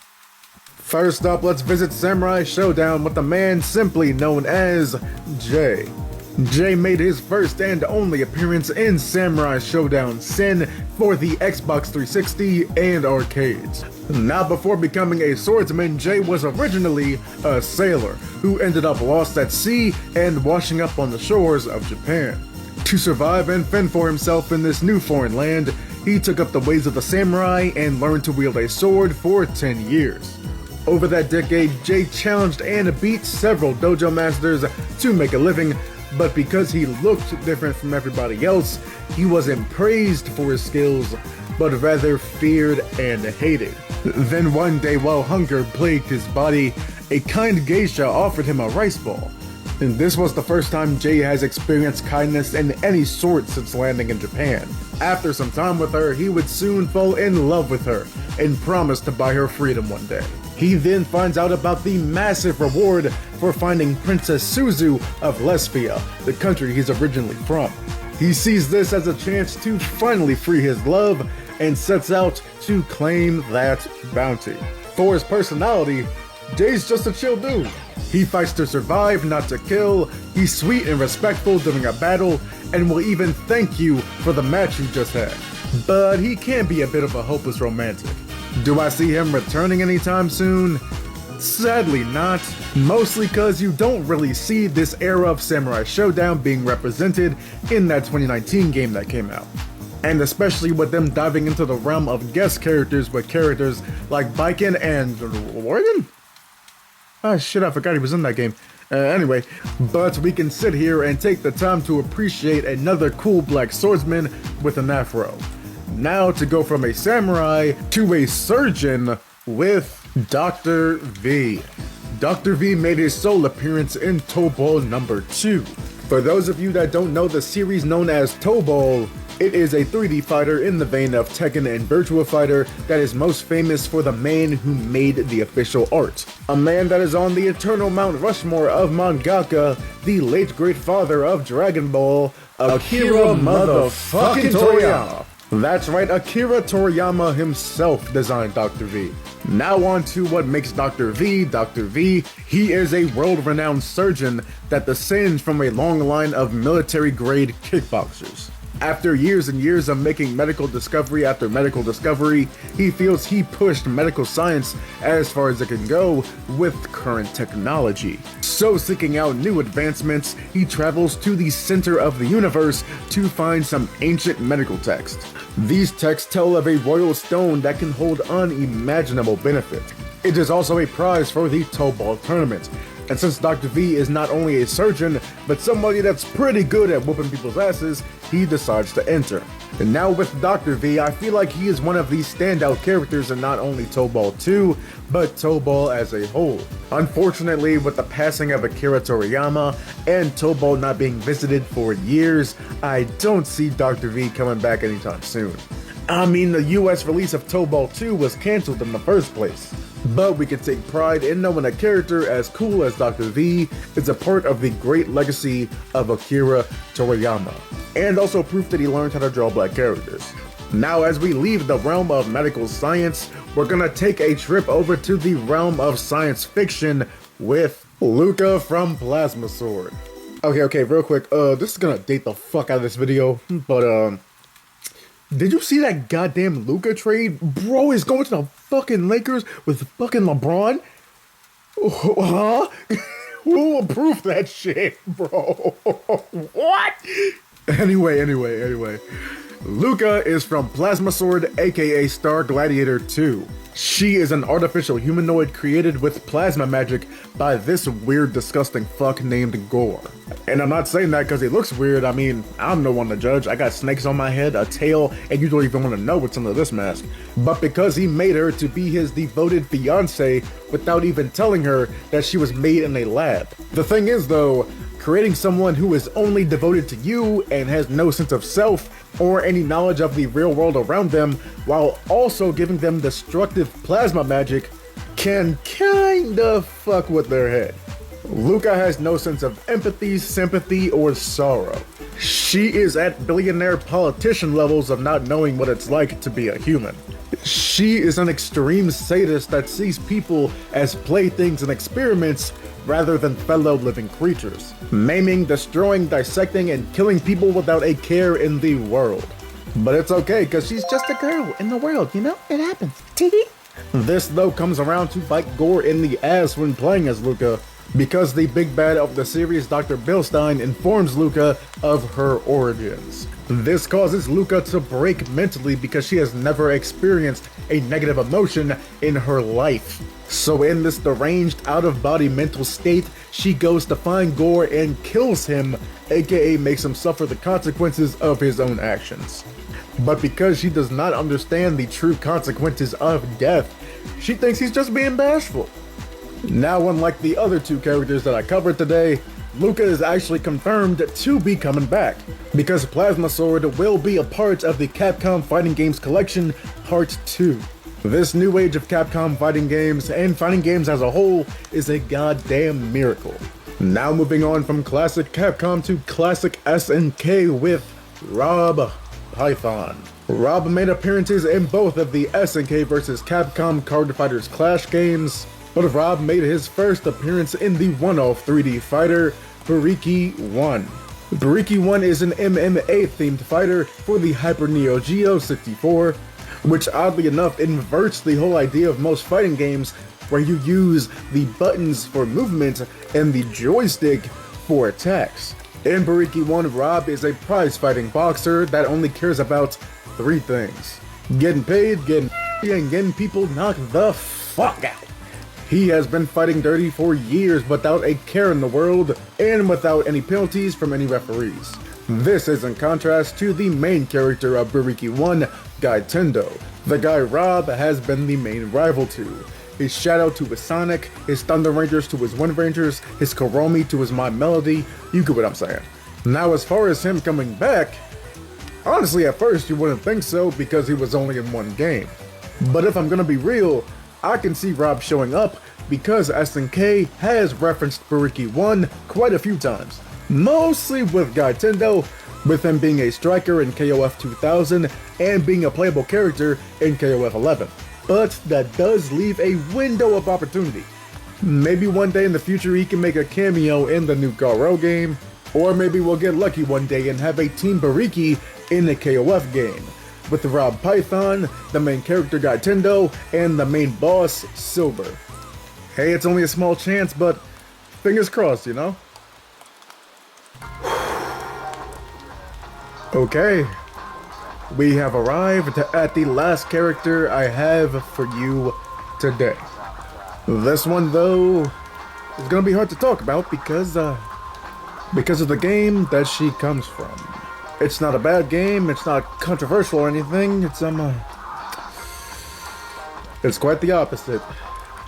It's hard to talk about this game because I tried to keep these segments to like 5 minutes max, but how am I supposed to talk about a game that so perfectly fits my niche, is so goddamn beautiful in every way, and is so ahead of its time for only 5 minutes? No. I can do this. I can do this. No, it's fine. We're gonna get through this. My job is to talk about one character and one character alone, and I can do it. Okay, here we go. And the final character I have for you today is Garia from Slap Happy Rhythm Busters. Slap Happy Rhythm Busters is an immaculate, impeccable, magnificent, sensational. Stop! I'm doing too much. Just give it its own video. Just give it its own video. All right. It's an early 2000s game that's part fighting game, part rhythm game. Okay, that's it for the game. Now onto the character. Garia is a fortune teller and one of the main sources for good in the game. This is because her main goal is to keep people from getting hurt when a UFO hits the planet during a fighting tournament. With her fortune-telling abilities, she can also sense that the evil assassin Mercantile will be at the tournament, so she will do her best to keep people safe from him as well. And honestly, with what she can do, I don't doubt that she can do it. Because for some reason, being a fortune teller gives you the ability to summon swords from out of nowhere, summon a swarm of bat demons to attack your enemies, and call forth Beelzebub to this mortal plane to devour your enemies with the power of dance. Now, with as insanely cool as she is, it breaks my heart to say this, but there is little to no chance of her coming back. Her game is as dead as any dead fighting game can be. But hey, you know what? I'm gonna try to look on the bright side. As long as this ADHD and autism-riddled brain of mine and those two freaks somewhere out in the world who look fondly upon this game still exist, I swear Garia and her game will never be forgotten. And there you have it, 5 more black fighting game characters that have been lost to time that I wanted to give some love to. If you want to shout out any more black fighting game characters that have been forgotten, go ahead and leave a comment. If you have any black fighting game characters in general that you just love, go ahead and leave a comment. Or if I got any facts wrong about these characters, go ahead and leave a comment. Just try your best not to be an asshole about it. Alright? You eat today, you drink today, good. My name is Ian Breezy, I hope you are doing well, and this is Enter the Heat of Battle. Now here's a random fact for you that you did not ask for, but I hate playing the protagonist in a fighting game. Why, I have no idea, but I do know that it makes me feel just oddly gross playing the person on the box art. But there are a few main characters that did not get their time to shine, like your Ryus, your Soul Bad Guys, your etc., that I would consider playing. So why don't you come along with me and take some time to appreciate some of the lost fighting game protagonists. Before we do though, please like and subscribe, it'd be so sweet of you. And with that out of the way, let's go ahead and enter the heat of battle. Go for it.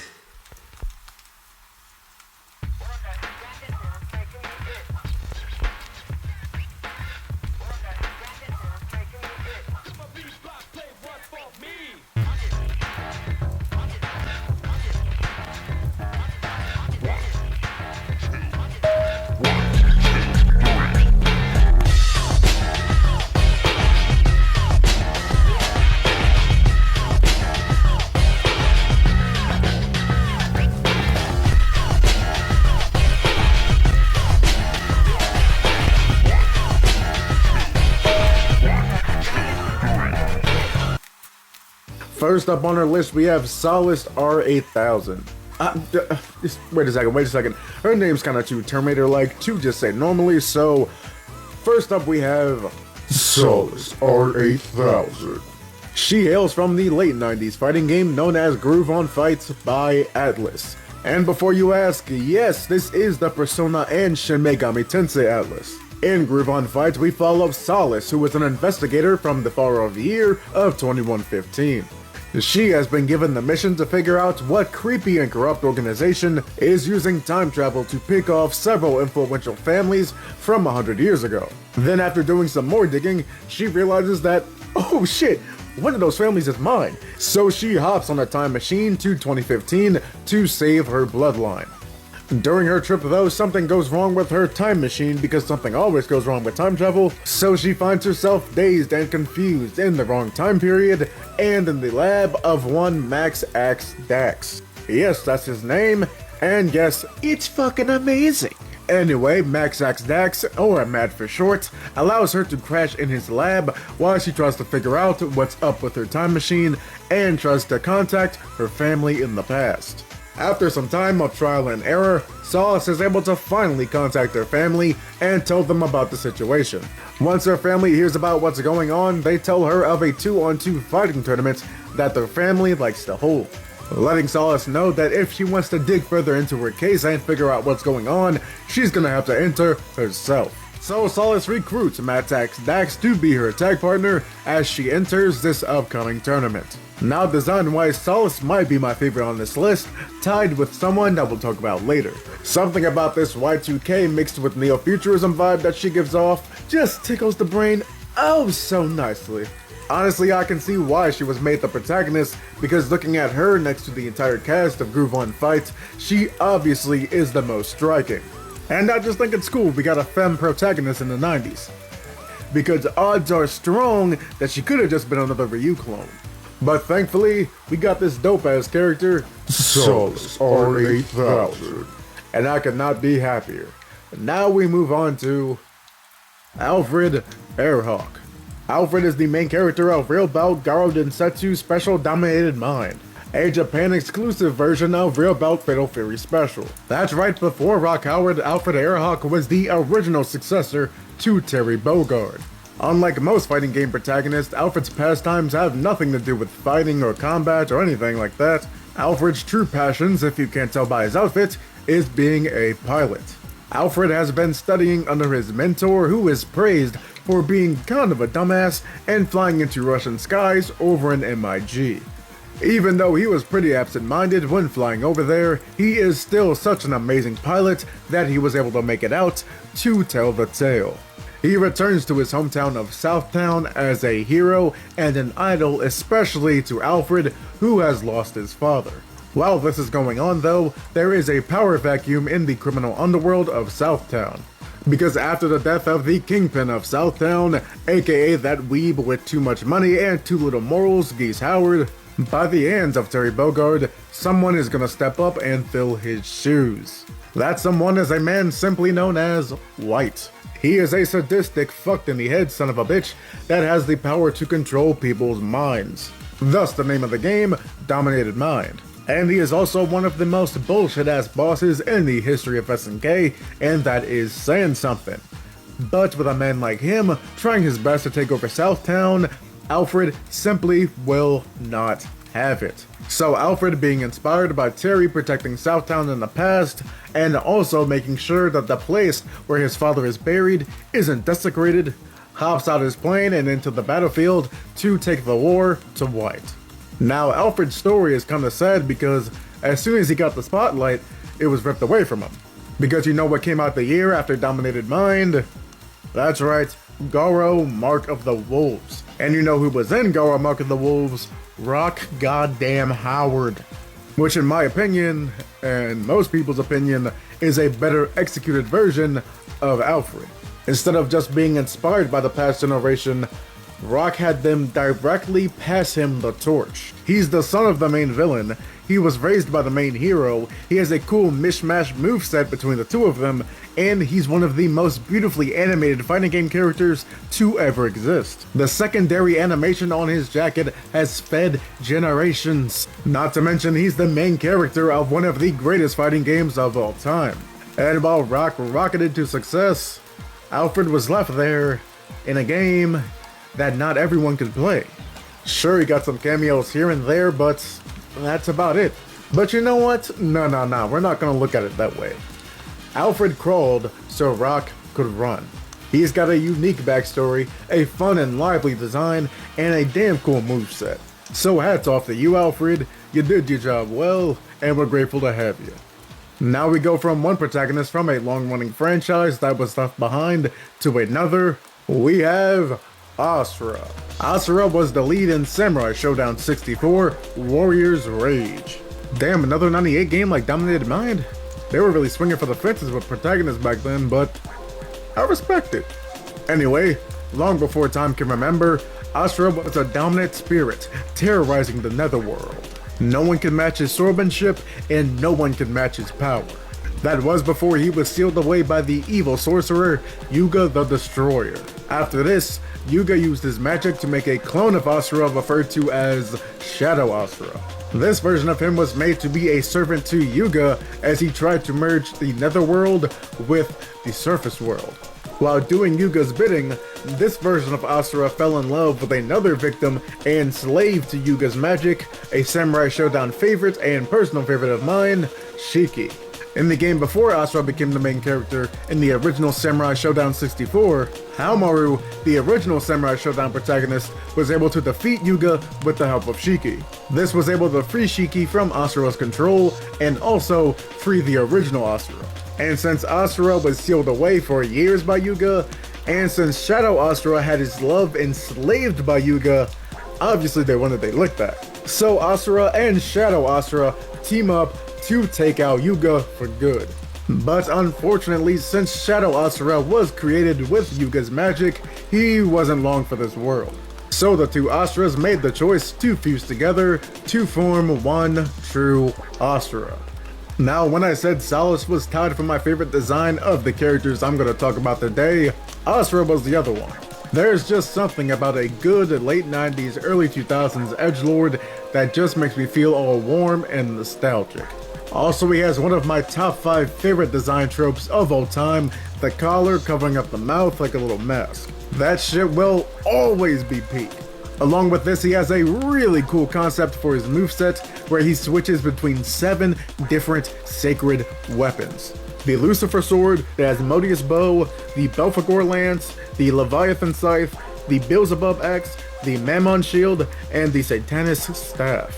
All those different names just further driving home how much of an edgelord he is. I love that shit injected into my goddamn veins.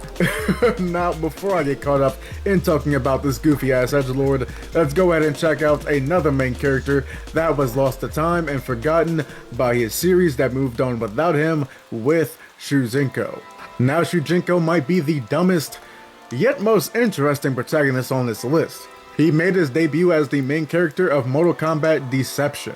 In Mortal Kombat Deception's Conquest mode, you follow him as a young boy as he ages throughout his life, following the orders of a spirit known as Damashi. Now Damashi, imagine I'm doing air quotes right now, I was only made with like 2 poses, orders Shujinko to go find the Kamidogu of every realm. And now in the original Mortal Kombat universe, the Kamidogu are essentially the realm's life force. Look at them as essentially magic batteries that make each realm what they are.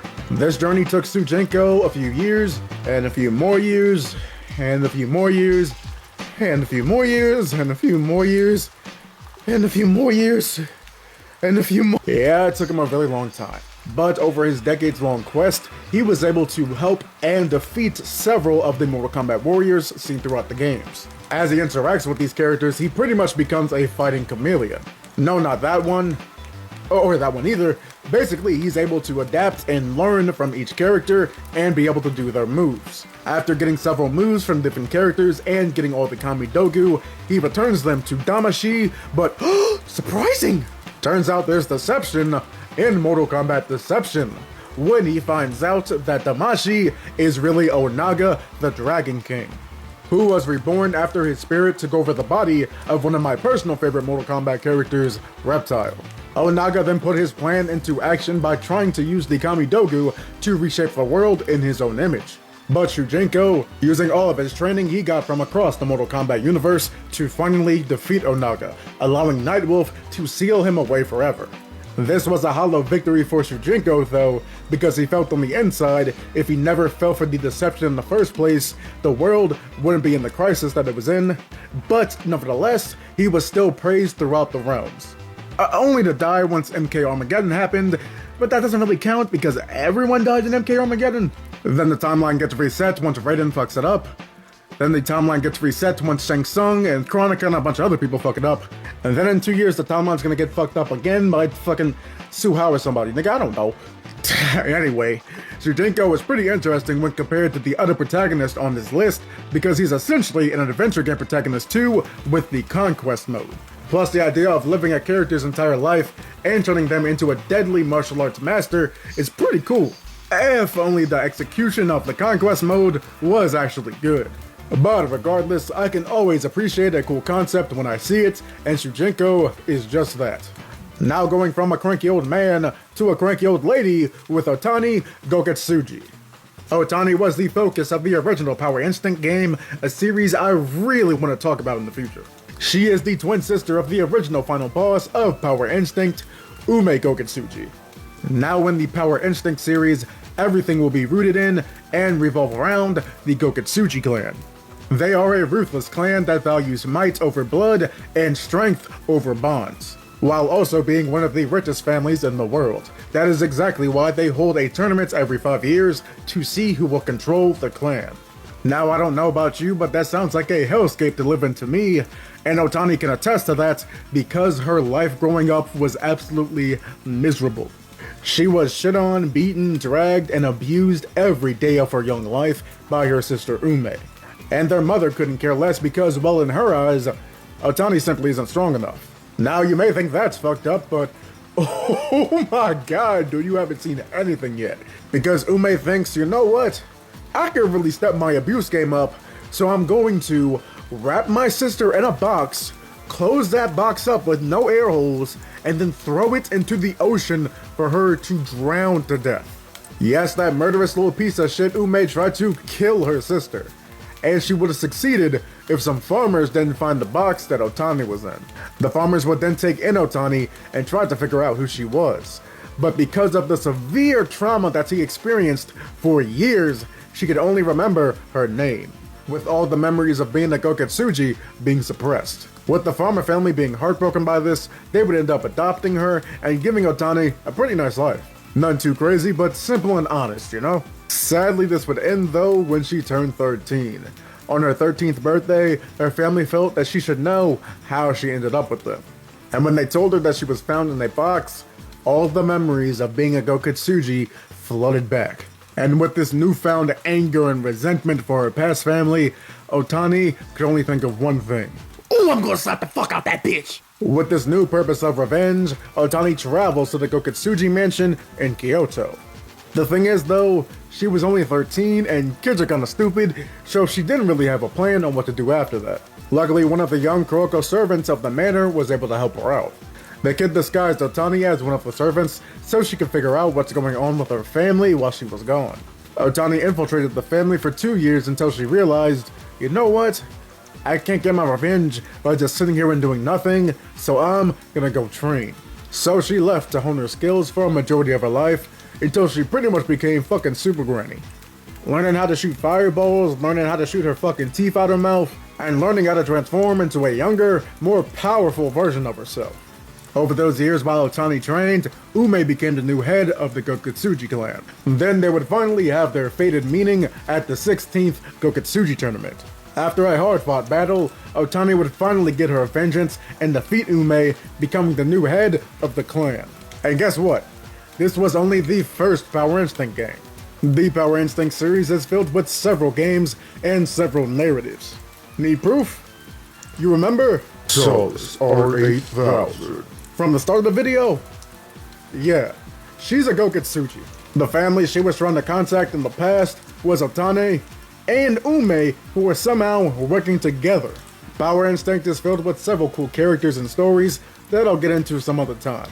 But right now, it's all about Otani. And I fucking love Otani. And honestly, how could you not? She's a crazy ass, revenge obsessed, old kung fu lady. She's like if one of them niggas from the Hatocracy was a fighting game character. Oh, wait, hold on. Boondock's fighting game. Huey could be a record character, Tom could be like Phoenix Wright, with his wife being Maya. Wait a second. Remember that for later. Anyway, you know what Otani does once she becomes head of the table? She builds a fucking theme park and calls it Otani Land on some fucking Seto Kaiba shit. Otani is fucking great, and I hope you think so too. And that is all I have for you today. 5 really cool forgotten fighting game protagonists that I think you should remember. If you like these characters too, feel free to leave a comment. If you want to hear me talk about more forgotten fighting game protagonists, feel free to leave a comment. Or if I got any facts wrong about these characters, feel free to leave a comment. But just try your best not to be an asshole about it. Alright? Again, please like and subscribe and hit that bell if you'd be so kind. And while you're at it, make sure you subscribe to Babe Ruthless too. Honestly, it'd be hard to believe if you haven't heard of her if you're watching this video, but if you haven't, she makes amazing videos on fighting game stages, memorabilia, and pretty much all things cool about fighting games. And she does dope-ass cosplays too. What's not to like? She was kind enough to help me improve these videos for your viewing pleasure, and I can't thank her enough for it. If you want to support me further, you can follow me on BLUESKY or donate to my Ko-fi to help further improve these videos. And if you want to commission me to make some art for you, you can go ahead and do that on my website. With all that being said, I know times are tough, but you'll get through it. I've been Hainu Breezy, I was here, and I did the best I can. Later. I know that you'll be back.